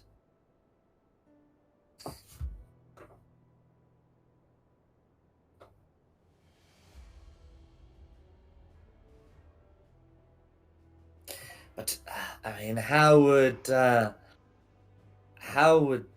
know? How would they know to cast the spell and when to arrive? I heard the gate warden say the keeper had been poisoned. Who knows when he died?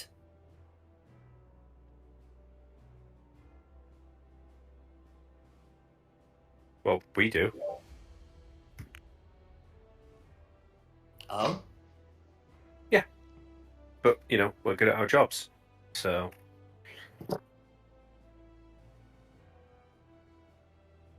Are there any more questions? After that remark, she's looking to close the door. I think I need to turn to the group and say I think we may be looking for a necromancer or someone that's really good at speaking with the dead.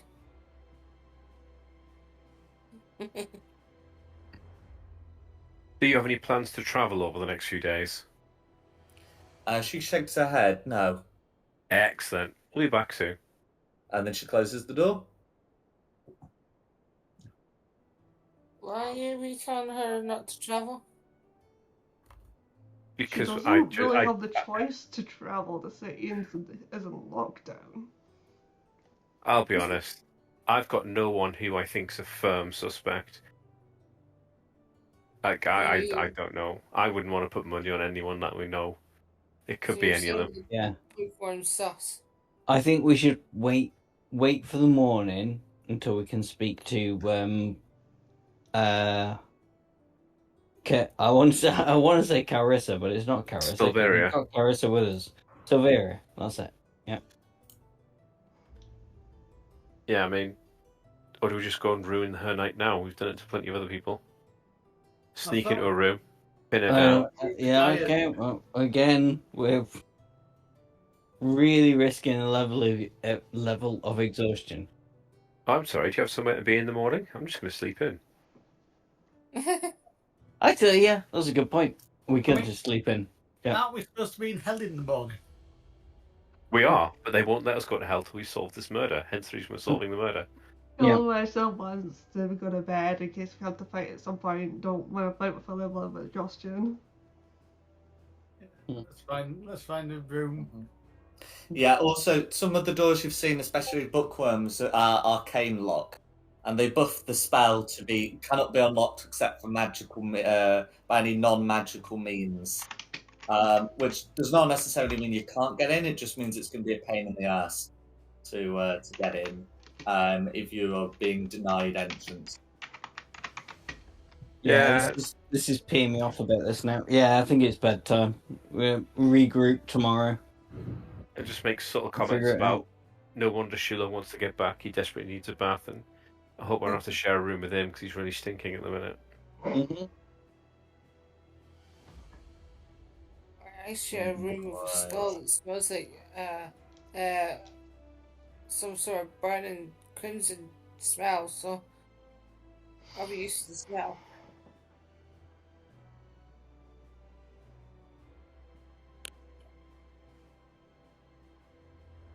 No Back to the worries. hearth. In which case, yeah, you'd be able to take a long rest, and you're in sleep, waking up at a reasonable time, about 8 o'clock, right? Or like 6 o'clock if you do light activities for the next 2 hours. I got some activities I'd like to do.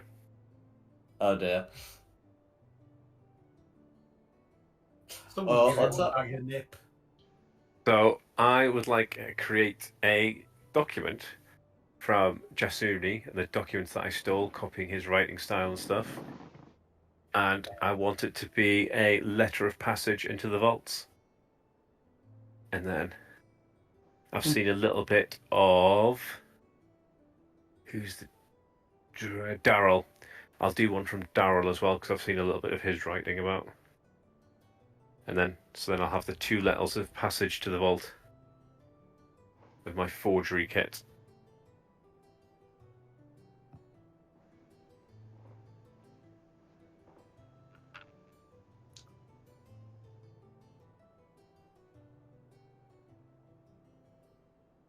No worries. So, right, you're able to spend some time working on those. Do we see the long rest, or are we disturbed? You are able to complete a long rest. Yay!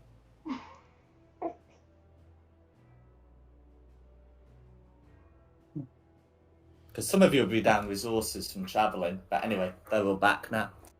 Because it's a long rest in a safe area.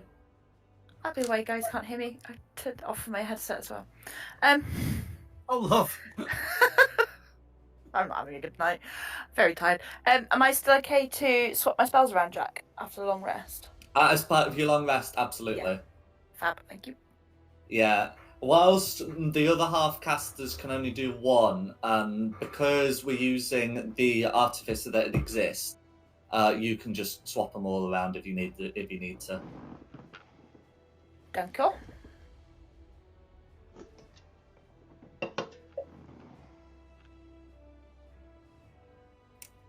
Okay.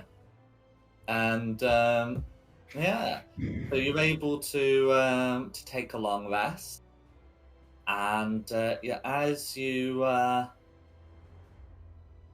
head out ready to do some for the day, you can hear there's a bit of a commotion.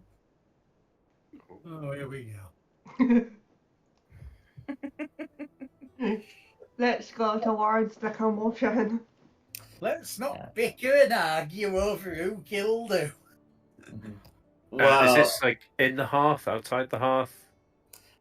So there's a bit of it's as you're like going. It's as you're like so it's as you're coming down from your down and out. You can see that there are people talking in the courtyard of Candlekeep. You can hear. You're able to hear some of the gist of it. That one of the great readers, Daryl Yashenti, was found dead in the baths. No, not Daryl. Perfect. This is perfect. Thank you. Well, at least it eliminates a suspect. Yeah. And now both letters are from dead people who can't contest them. 1, 2, 3, 4,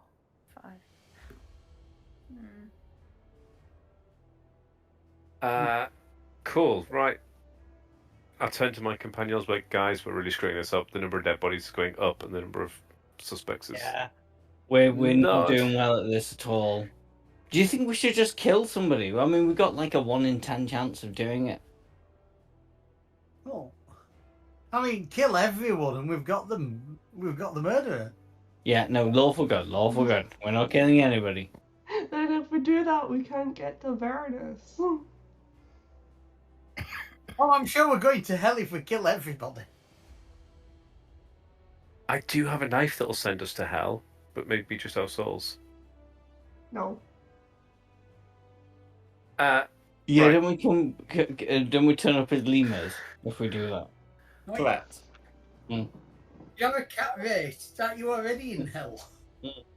But it's I mean, not a bad backup plan. We could just work our way up from being a lemur. Are we going to go investigate Daryl's murder, or are we just going to ignore that because it wasn't that important? It was important. He was a great reader, but can I turn to someone who knows? Speak to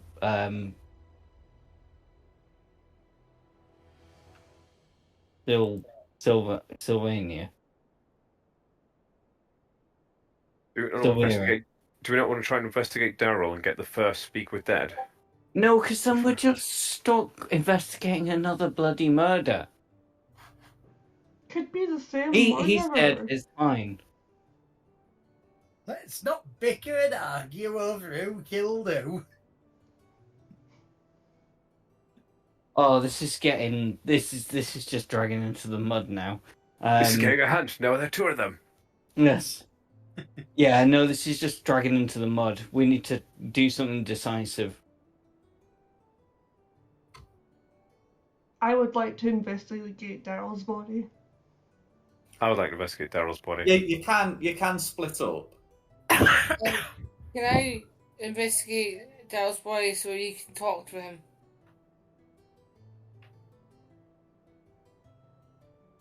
I mean, asking him who killed him. So we were supposed to be meeting Sylvania today, so I will go to the meeting place with Sylvania. We didn't have a set time, did we? I'm just not getting bogged down in another bloody body. So don't worry. If you go and see her in the morning, then you'll be able to see her. That was the deal. But yeah, so everyone put where you're going. Who's going to Silvera? Who's going to Daryl? And who's doing something else? Pop it in the Roll20.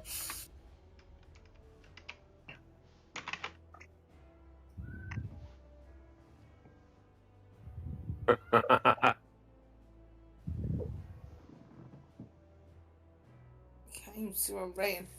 The screen's too small. The screen's too small. Bring the necromancer with you. Oh, Simon, I never even picked up on that. The name Sylvania. Sylvia. Where's Meltith going? I have no idea. I was too busy writing that at the moment. Just type Daryl. All right, I'll take Daryl. We'll see. We'll see if we can get 5 different spellings of the name. Yeah. I can't see half the writing on this week. The screen's too small. Daryl. Daryl. No, Daryl. Daryl. Daryl. Okay. So what I'll do is we'll do the Daryl bit first because that's where what the most people want to do, and then but we will get to Silvera, I promise. Okay. So I'm gonna put you guys over on this map here. So get your tokens on. All right, but whereabouts? On the far left. There we go. Someone's decided. Absolutely. Well, I've done it by the front door on the far left. That might be the back door. There is No, other door. that is the front door. That's Oh, fine. there's a side door down here, actually. That's correct. But yes. So pushing away in, you can see that there's a bathhouse. Your attendant there. He'll give his name as Sprig Summerfoot, and he'll ask you, did the gate warden send you? Yes. Yes. We come to examine the body. Totally. No worries. Uh, Okay, can whoever agreed make me a deception check, please? Yes. Didn't we all just agree to that? You don't want me doing the deception check. Does it 22 pass? Yeah, okay, that's fine. Yeah, so with a 22, he's convinced, and Cool. so thank goodness I asked guards to come, but they've not seemed to be able to find a gate warden yet. It's been an hour. More. She didn't go to a brothel. Is he dead as well? It's a possibility. In any case, the gnome will let you in, and it's sort of this area that's going to be most of use to you. Additionally, on his desk here, you can see a sopping wet green book with a golden deer, golden donkey on the cover. Is it the same book? Yes, Wait, it it would be the same book, wouldn't it? I think we totally went for a wall. Okay. Can we ask him what time the body was found and if we're the first ones here? So he says, "Well, I'm the first one here. I found it at 7 bells." Has anybody else been here since you? He shakes his head. No. We can ask the bar in a minute. What time he left?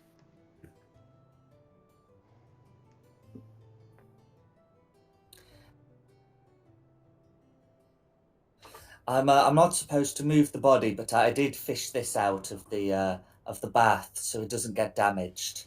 He's just pointing to the book.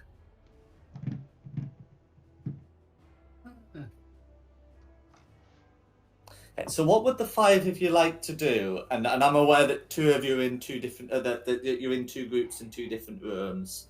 So please be mindful of which room you're in when you're planning your actions. I'm interested in the book that he's rescued. No worries. I want to talk to the dead body, where the dead body is. Cool. So, speak with deads being planned in the room on the right and book investigation in the room on the left. Is it correct? Sounds good. Yep. Are Theo and Carissa doing anything as well, I should add? I want to make a check to see if he still has his heart or any other obvious wounds. Yeah. Oh, when I say a check, as in that's something that can be determined. And Carissa? I will cast guidance on Theo. Go for it. So I didn't ask Quinny specifically. Are you booking with Meltic, or are you doing other things? No, I'm booking. I'm having a look at the book because I've already looked at it, so I want more detail on it. So quickest one is going to be Theo. The body's clearly still intact. If you want to do a medicine check, you may do so. Cool. Medicine check with guidance, you say? So let's throw a little D4 in there. Not too bad, a 19. Nice. So with a 19, you're able to find similar dark stains on his hand, on his thumb, and also on his finger, thumb, and mouth, similar to the ones Janessi had. Additionally, judging by the stains, it's going to be midnight tears again. There is some water in his lungs also, but not a lot. It's the sort of what you get if you immerse a corpse in water rather than you pull a victim of drowning out. Okay. So you're able to confirm that he didn't drown and he definitely was poisoned. Guys, we're really going to find out how much this Midnight Tears stuff was stolen and how many more people are going to die. So then I want to look through the book, people. Can you each make me an investigation check, please?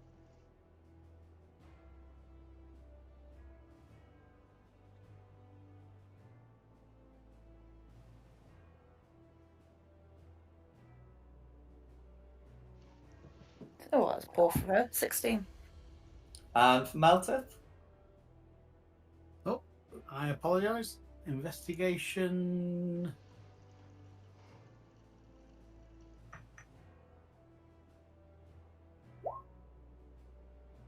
No worries. I know everything. Well, pretty much. So, look at this. This book's seen better days, and by which I mean literally yesterday when Quinny saw it. Yeah, there's a bit of there's a bit of a stain which I think Quinny noticed on the top that's crimson. There are some like black marks like at the bottom of the book in the corner pages. The book's gotten wet but is being like dried out. And with an 18, Melted should be able to find traces of poison on the dust, on the book. Most likely, Tears of Midnight. Don't touch it. Don't lick it. I know Quinny was able to touch it yesterday, but she's not eaten or drank anything since, and I presume she would have had the capacity to clean herself at some point before taking the long rest. I feel like yes. that's an insult. I should imagine so. Yeah. So I'm not worried about Quinny poisoning herself, but it is recommended that having examined the book, you to wash yourself before touching your mouth at any point, or of course food or drink. That hadn't even crossed my mind. Well, with an investigation like that, it does now. Yeah, it does. Mm-hmm. So does that mean the book's the murder weapon? Yeah. But it's who put the poison on the book. That's the question. Presumably not Daryl, because he's died from it. Or was he trying to wash the book? I think he was probably reading the book in his bath, wasn't he? Because when I was talking to him in the inn, Jack deliberately made a very good point of him licking his fingers and thumbs to turn the pages. Yeah, he was doing that with your book, and it like as not, he would do it with his own as well.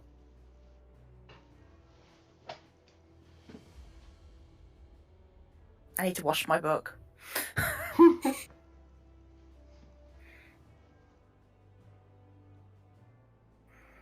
And I think at about this time, the Speak with Dead would be in effect.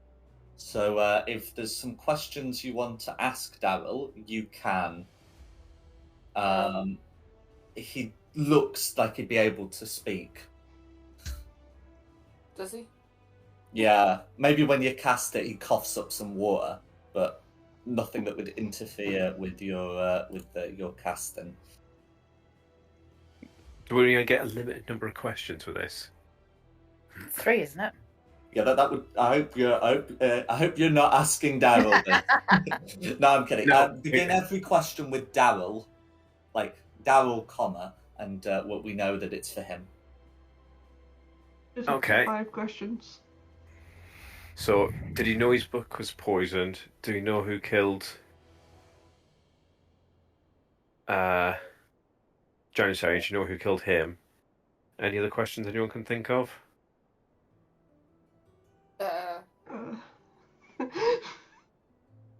We can just leave him like that. Until we need him. Yeah, we'll just come back if we think of another question. The duration is 10 minutes, so you can leave him, but you can leave him for 10 minutes. We'll leave him for 5 minutes, and then we'll think of something, and then we'll have 5 minutes to ask him. Mm-hmm.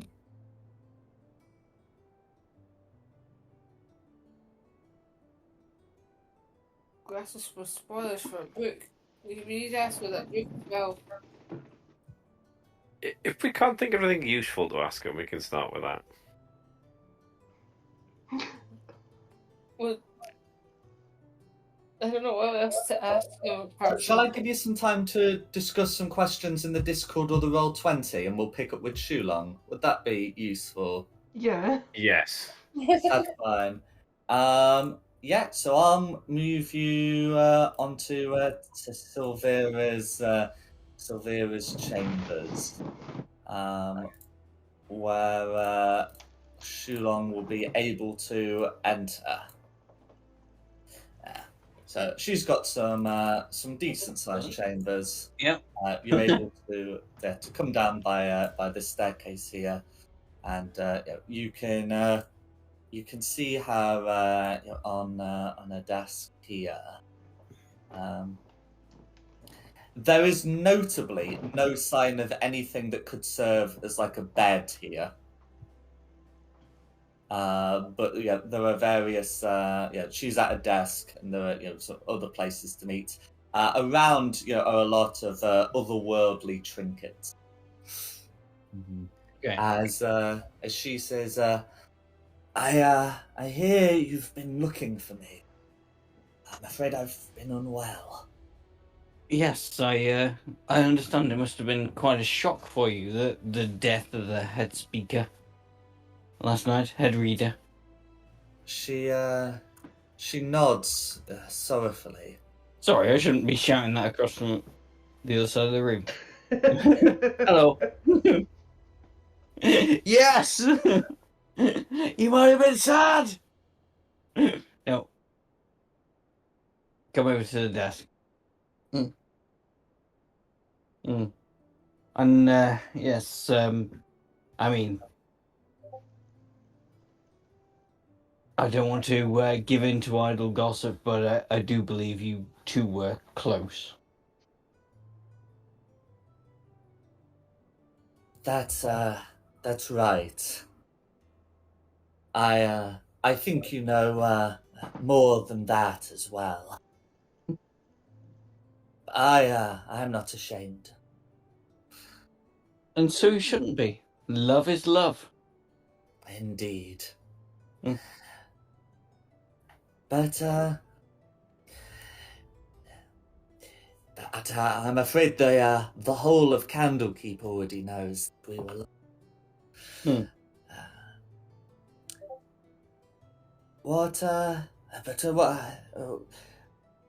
What did you wish to speak about? She says, and you can see that she's sort of clutching her right arm in her left.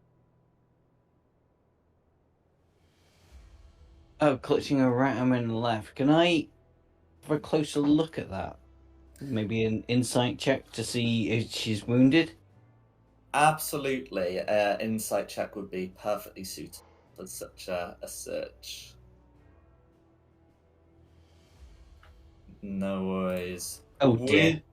Yeah, I'm afraid with a 12, it's going to be unclear. Yeah. Well, me and my compatriots, I mean, I guess I should just put this bluntly to you. We need to find a way to hell, to Avernus. We were told that you were the lady for the job. I do indeed. I have tuning forks suitable for the purpose. I have been before. Where in Avernus do you need to go? Or do we have a specific location? I don't know, you by yourself.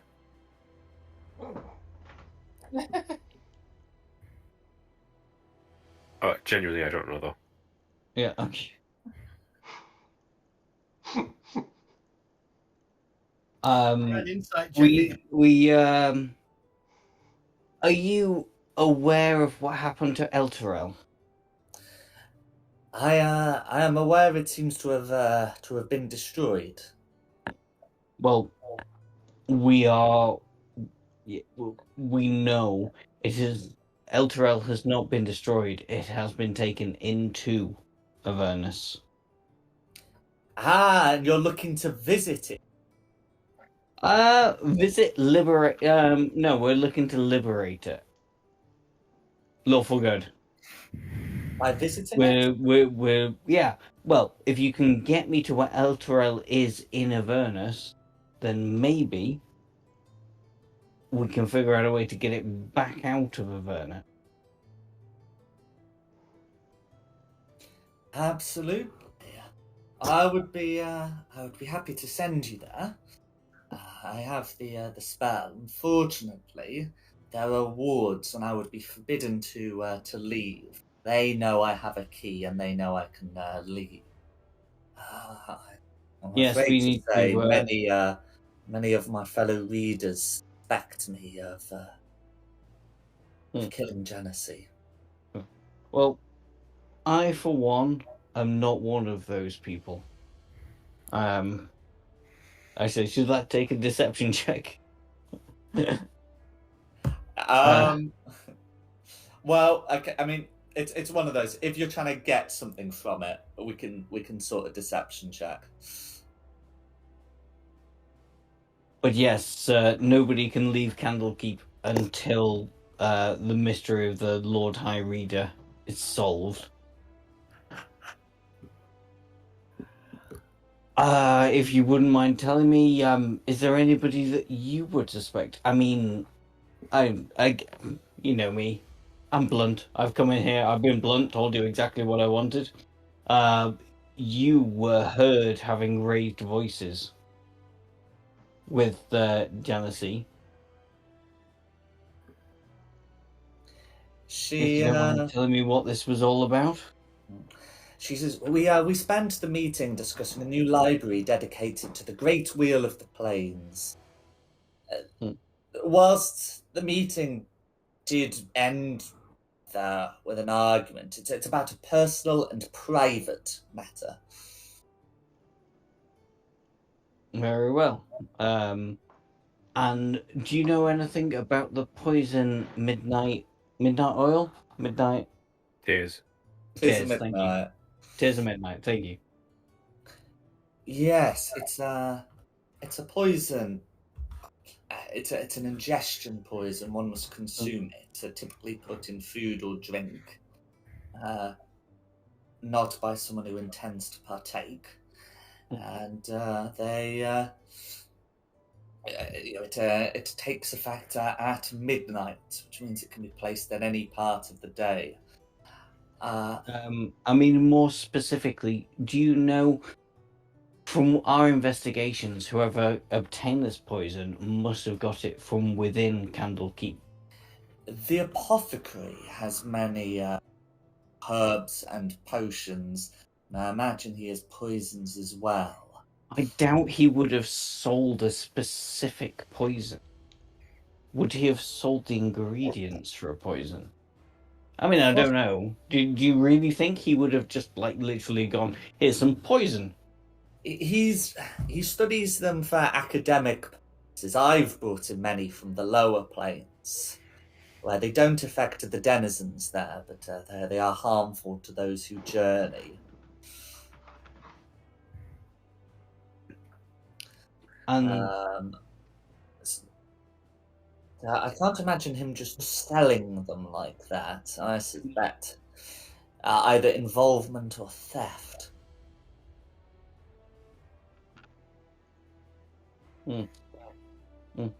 Yes, I have seen that film, Simon. Yes. Sean Connery. Yes, he did. Sweaty bollocks. Shruggy Bollocks is back. Sweaty bollocks. Focus. Uh, Murder to sorry. solve. Yes. Very much like the same script. Yep. Focus. He had his lad out for a large amount of film as well, didn't he? Focus. Sorry. Okay. So the apothecary obviously wouldn't have sold poison. Is the ingredients for Midnight Tears? Would he have sold the ingredients for Midnight Tears to someone? Is there somebody you know that would have been able to turn the ingredients into the poison? From what I know, I believe it's rather an involved process. The apothecary could do it, of course, as could his understudy, but most of us in the cast in this keep are academics. I myself, of course, ventured to other planes, but here people tend to study the theoretical. See. And if I could speak to you, you're gonna think I'm crazy, but a couple of my compatriots have seen it, and I believe them. Have you heard of the Beast Candlekeep? I mean, With we that, only arrived yesterday.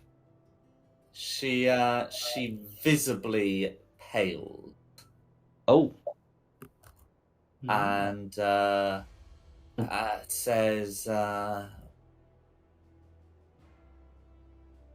it is but a myth, isn't it? Yeah, I would have thought so as well, but sorry, carry on, Jack. something that the novices make up to scare each other.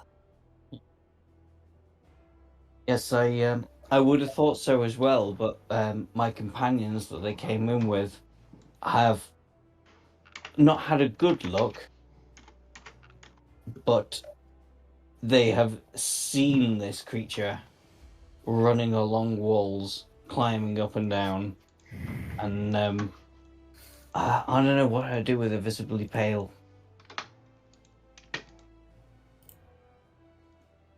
Person. So I've seen her visibly pale. Mm-hmm. Can I go? Someone's suggesting an course of action you might take. Yes. Yeah, I didn't do well with insight before. Yeah, at least that's a problem with the die. Yeah. You're gonna struggle to find someone to get a better one. True.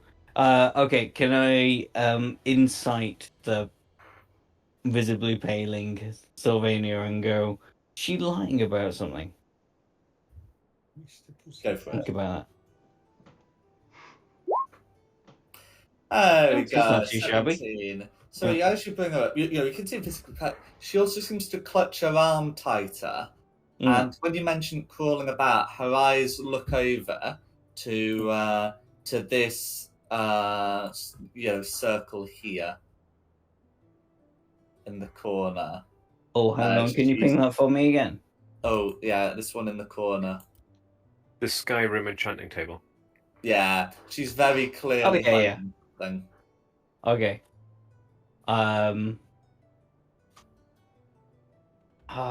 Too much lawful good. Can I go? Sylvania, I sense that you need to tell me about something important. I promise you, you will not be in trouble. He's not a cat, is he? Can you make me a persuasion check, please? I can try. 21. With a 21, she looks sorrowful and leads in and says, if you find this so-called beast, make sure that he is unconscious. Make sure so you know the gender, beast. She nods, shifts uncomfortably, and says, "Of course, I think I know the gender of my son." Your son. Dun dun dun dun dun dun dun dun dun. Dun.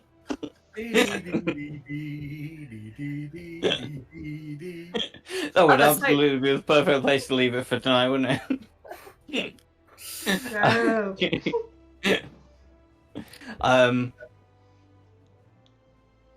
Well, if it is your child, I will do everything in my power to protect it for you. But can you tell me a bit more about your son?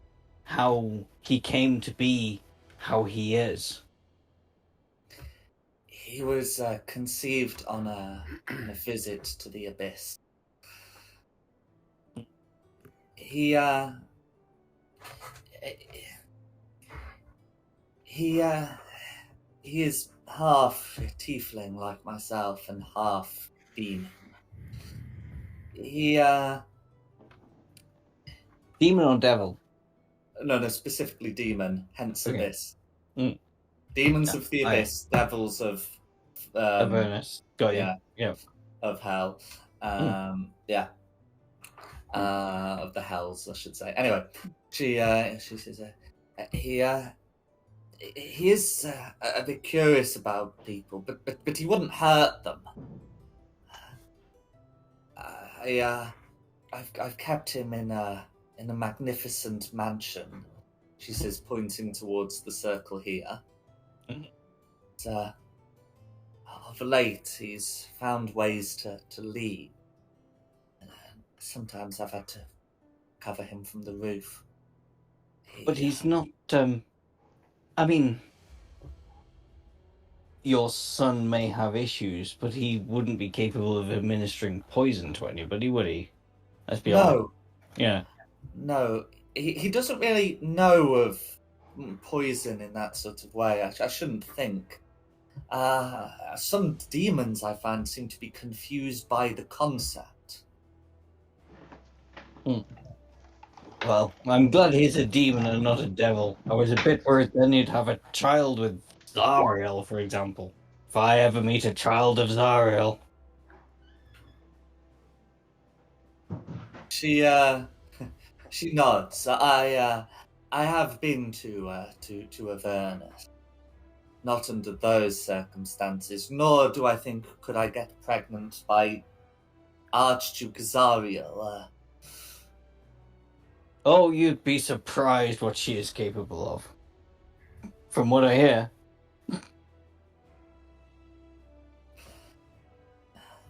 In any case, she says, sort of changing the conversation. If he escaped again last night, and I was unable to leave to look for him.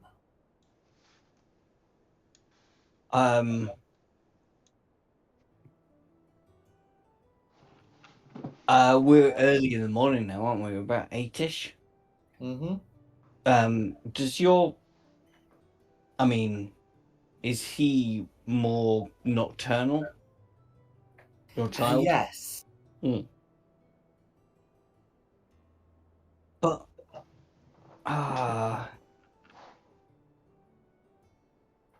yeah, So you know. No, I don't at all. I'm actually really glad you're not here.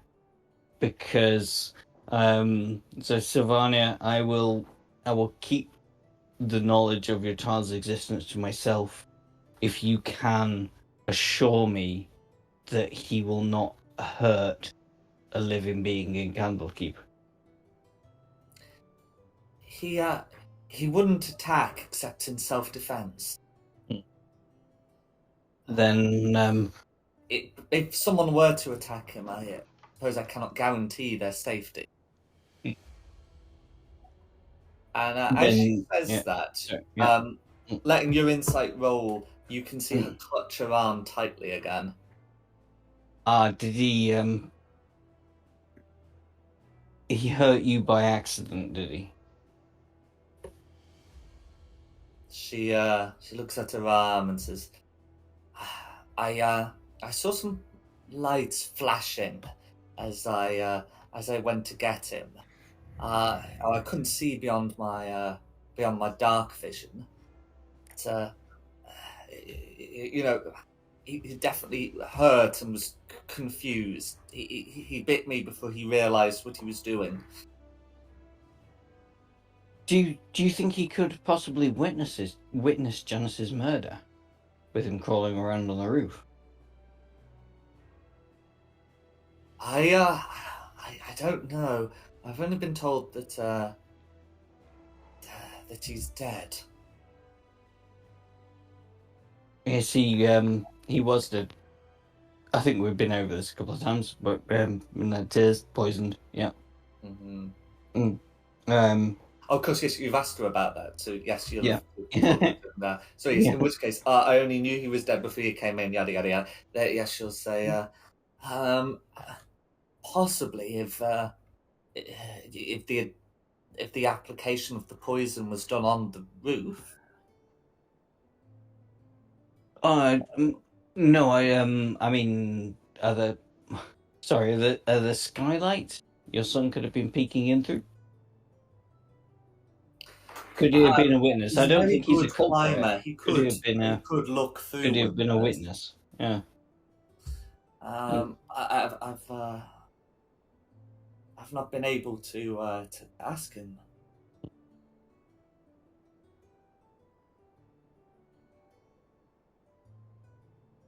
And does your son speak common? If we can find him, would he be able to speak to us? He speaks Abyssal. That's the Abyssal. language I taught him.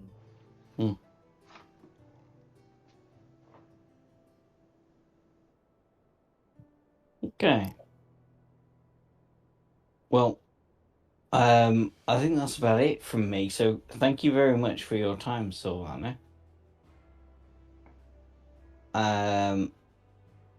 I am definitely not going to share the details of the beast with the rest of the party. No worries. So you'll be able to leave. Yeah, Tavira's not going to stop you. So I will move on to the others because they should hopefully have used the time to discuss some questions. Bet they didn't. I'll bet you £100 they didn't. We have. All right. Pay Oh, up. you have. Oh, yeah, you have. Pay up. Yeah. You got my bank details. Damn it. I actually can't afford that, so yeah. Okay. Oh, So yeah. I can see the questions. Do you know who killed Janice? Did you know the book was poisoned? Do you know who killed you? And then you're looking to go from there. I think we're just going to start with, did you know the book was poisoned, and see what his answers are. Okay. So Daryl will say no.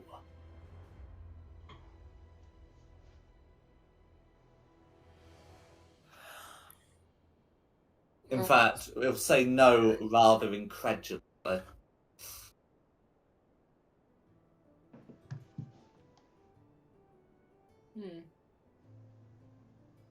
Where did you get the book from? So to that he'll say, I had it imported from Waterdeep. Do you know who gave you the book or something like that? So the question is, do you know who gave him the book? Yeah, did he buy it, or did he find it or something? Okay, so he'll say yes, and will. He could just leave it there, but he will go on to explain that he had it imported from from like a Waterdavian noble. We don't need to worry too much about them. Waterdeep's a very long distance away if there's some funny business going on. We could. I'm going to turn to my friends and not ask this to Daryl before I run it past them. It says we could ask him if he'd flicked through the book before he'd given it to Can we just call him Janice? Yeah. Because if he had, then it wasn't poisoned before he gave it to Janice. It was somewhere in between. So, yeah, go, Daryl, did you flick through the book before you gave it to Janice? No, I did not. I did not start reusing it until last night.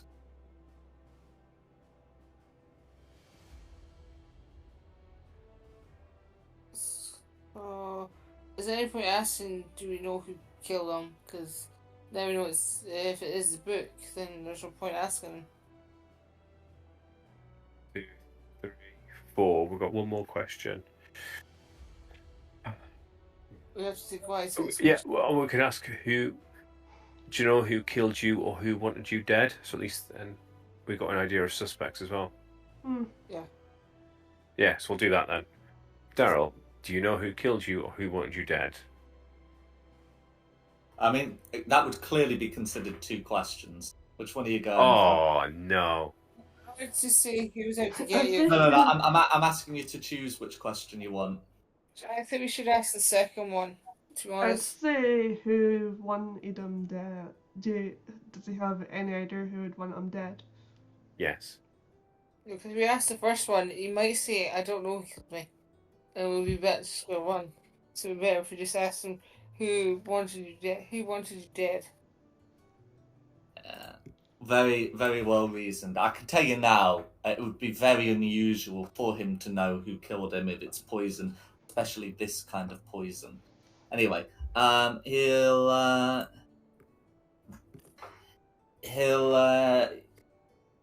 think upon some speculation, he would say the keeper might have wanted me dead after what I said to him. But I can't think of anyone else.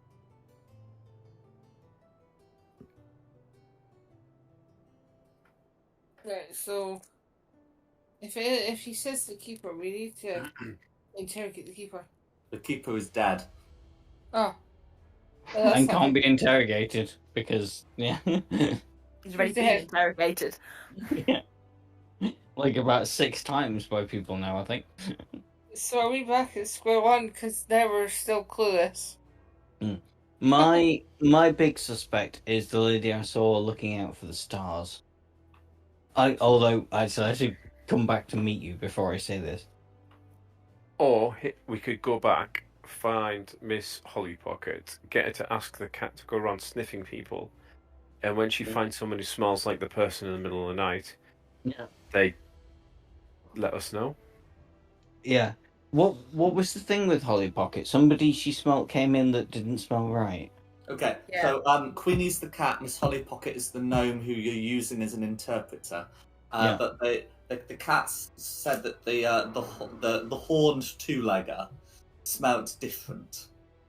Yeah, so we Which find out. was my lady that I've just spoken to. Well, or someone using shapeshifting to look like her. Yeah, must have been someone. Yeah.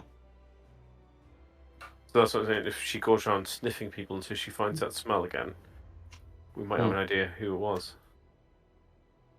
When my headset, well, my laptop was going in and out, I heard something about a bookworm. That was a person. Is it a person? A green dragonborn. They're kind of a dick, but we did go see them just before midnight. Well, and they only shut the door after you made some comments to her. So let's.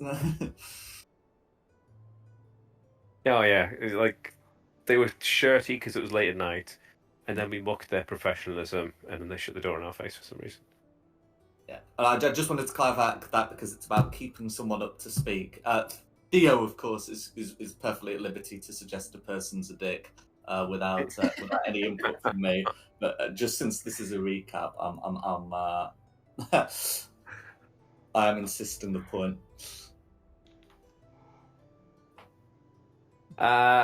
Right. So what we need to do is meet up with Shulong. Perhaps, as depending on how much he tells us, go see Sylvia ourselves, or go and get the cat to sniff people until we find out who that horny two-legger smelled like. Really. You don't need to go and see Sylvia yourself. She is perfectly innocent.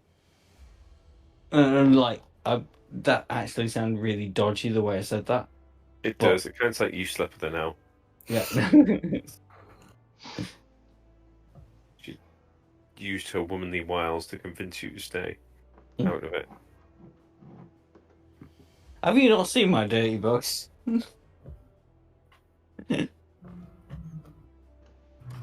Unless anyone has any other ideas of what we should do next.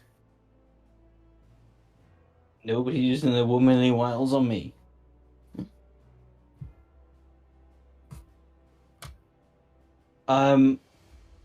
I do have a course of suggestion, but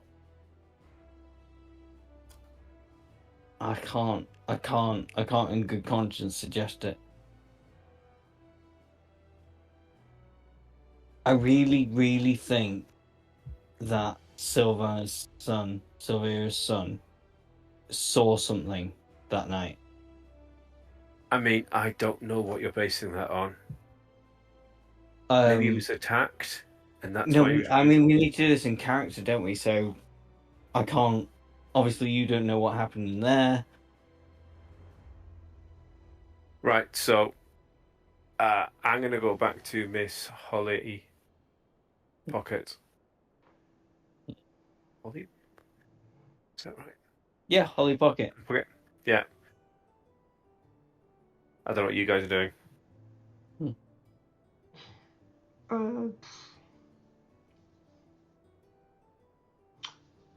I wouldn't know you've gone that way. We So should I guess reconvene with Shilong then, just like yeah, go from there. yeah. I would head to the hearth because that's where we're staying. That is where we're staying, isn't it? Yeah. Yeah, you're staying at the heart. Yeah. That's right. Yeah, because we never agreed a meeting place before, so I would head to the hearth, hoping to meet people for lunch.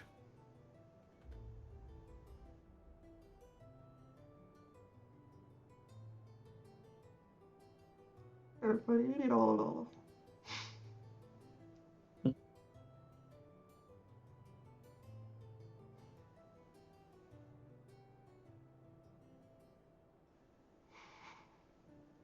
Meeting up with Shilong. Hi, Shilong.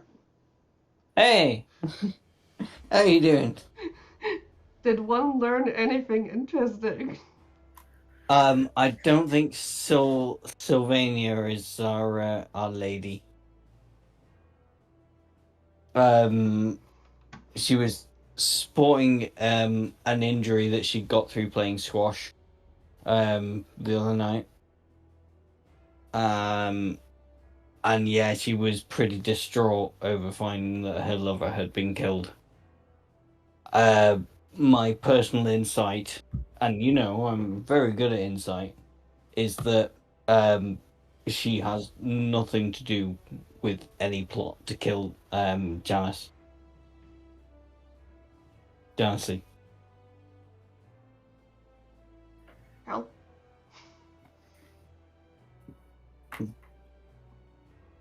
Do what?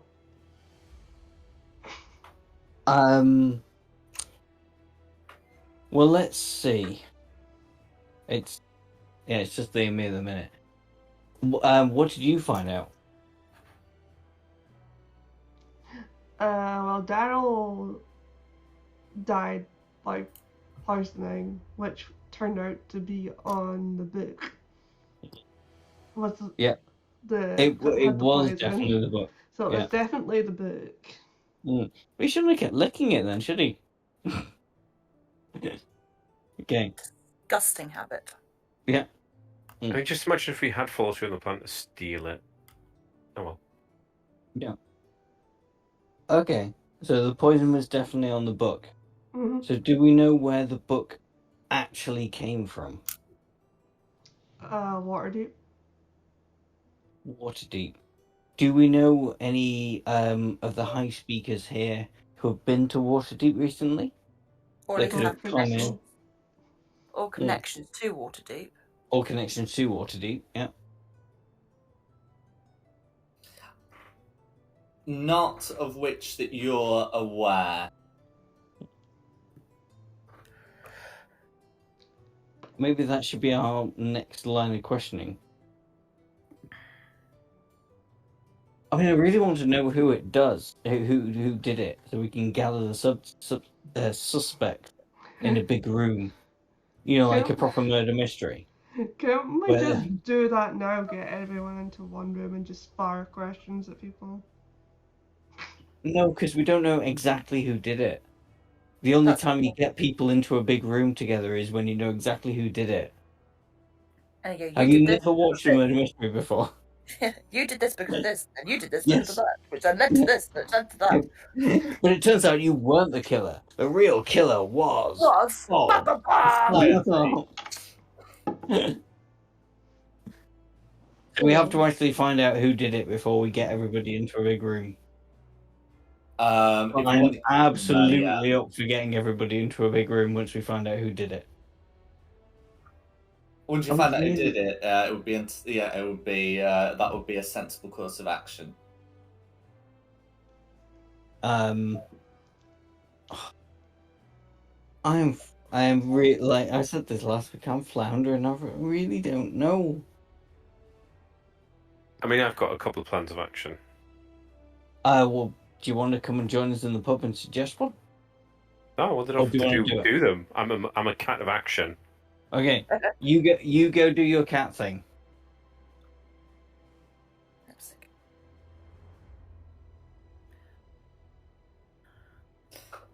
Okay. It probably involves murder. Oh God. Melted. Yay! People, yeah. Mm. This has been a struggle. This has been a real struggle. This. Has anyone been watching Destination X? No. Yeah. I kind of It's feel always like like that. the Where, bus thing. yeah, it seems obvious Yeah. when you're given the clues at the end. Yeah, I heard about that on the radio. I'm not fancy watching it because if you showed me a picture of a European street, I'd probably be able to tell you where it was from. Well, luckily they don't do that. You get clues to the Okay. place. You don't get to see it unless you fail. I see. Right. Okay. So what? So they just sit in a blacked out bus. And then they go somewhere halfway along the trip that's full of clues, and they do challenges to get more clues. They've got to guess where it is. But anyway, yeah, I'm going to go find Miss Holly Pocket, get her to speak to Queenie, get Queenie to sniff people until we find the right smell, and then I'm going to do something else. Okay. So, I mean, you can certainly. Okay, so the plan is to get. I mean, are you taking the cat with you to go sniff people, or are you inviting some people in for a sniff test? I'm going to get the cat to wander around and sniff, and I will follow the cat at a distance and just watch and get her to say, swipe at the person who smells like it, or something like that. Well, it's one way. Okay. So that looks like it's going to take some time, but it is a thing that you can do, and we will acknowledge that that plan is in motion. Miss Holly Pocket will agree to ask the cat. The cat will ask for a reward. I will Troy promise the cat that I will take them into the kitchen and protect them while they have a good old rummage and take whatever they want. Okay, Miss Holly Pocket would have to sign off on that before translating that. Well, Miss Holly Pocket better do it, or else. Okay, Miss Holly Pocket will convey your bargain, and the cat will accept. I'm not having Miss Holly Pocket mess up her persuasion check. The cat will accept. I mean, no, that would be pretty funny if, but it wouldn't be very helpful. Okay. So that's what the 11 effect. Do the rest of you have any other plans? Someone catch me up, I had to go pee pee. No worries. So I have or had? I had to go. I did go. I gotcha. Oh, that's fine. So yeah. So you'll need catching up now. So there was some discussion about what to do from here. Theo wants to get the cat to go sniffing people to try and determine who the two-legged, horned creature who smelt different one time actually is. I think that's a really good plan. So, Honestly, it's because I don't know what else to do. Yeah, I think that's a really good plan. I'll go with you on that one because there is something here. I think masquerading as Sylvania. Was that the only plan discussed? I mean, it's a good plan, but was there any other plans discussed? No, I wandered off to do it myself. I was like, I don't want to talk to Shulong. He's being rude. I'm with you though. I'm not with Shulong. I think somebody's masquerading. You know what you did, Shulong. What did I do? I literally did do nothing. That's not. You didn't do nothing, did you? You left the party to do your own thing. Well, I two of us did. can play it then. I did, and I got some really good information that you will have no knowledge of. You're not going to share that? Because because it has nothing to do with this investigation. Oh, imagine keeping party secrets. Naughty. Yeah, naughty. sorry. Well, no, because if I shared the information with you, you'd be off trying to kill this poor thing that's on the roof. So no, you are not knowing that information. I mean, what's to stop us seeing it and killing it anyway? Me if I'm around. If I'm not around, then nothing. That's more up to the fate of the dice. Whoa. Okay. Whilst the sniff test is going on, what would the five of you like to do? Because I think Theo's intimately involved in the sniff test. Okay. Maybe a little. I want to see how the sniff test works out because I think you are definitely onto an imposter, a shape changer, something like that. Well, I want to do it sneakily, so I'll just come find you when I found something. I don't want to. But like the idea is the cat's wandering around sniffing people because people won't suspect a cat, and I'm trying to stay in the shadows and just watch for the signal from the cat. So I'm trying to be as subtle as possible. In which case, I will just while you're doing that, I'll head to the hearth and ask if anybody has been seen Sylvania acting around and acting out of the ordinary. Because I think somebody is trying to pretend to be her. No worries. Okay. I'm already in the hearth. I was there having lunch with Carissa. Carissa, I'm going to go and ask if anybody's in this lady. That's bad. So we got some plans. I think as we're getting close to 11, I think it might be best if we just call it here, but we can continue with the plans next week. Because Shulong's got a line of investigation, Theo's got a line of investigation. The rest of you have a week to come up with any of your own lines of investigation. But I think we sort of got a plan to go forward. Sorry, what was Shulong's plan? I literally just go to the bar because, well, you've told me your plan, haven't you? No, I wanted. You were doing your own thing. I told the rest of the group what I'm doing. It's just if they want to pass it on. Gareth, did you pass it on? Pass on what? What? Oh, dear. Yes. Oh, never mind. Right. I passed we'll it carry on. on next week. Yeah. Okay. I passed it on. No worries. So thanks for coming, everyone. I hope you've had a good one. Yep. Yeah. And thanks to Nikki for hosting this. No problem. And of course, thanks to the audience at home for watching. Additionally, the maps have been from Seafoot Games and Progress Props, with the tokens coming from Wizards of the Coast, and the music has been from Serpent Stand Studios. This has been Fate of the Dice's Descent into Avernus. We had a good one. I look forward to seeing you next time.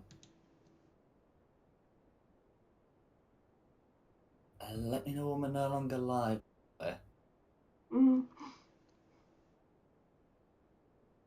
So I just wanted to say, both the avenues that you're pursuing, the one that Shulong suggested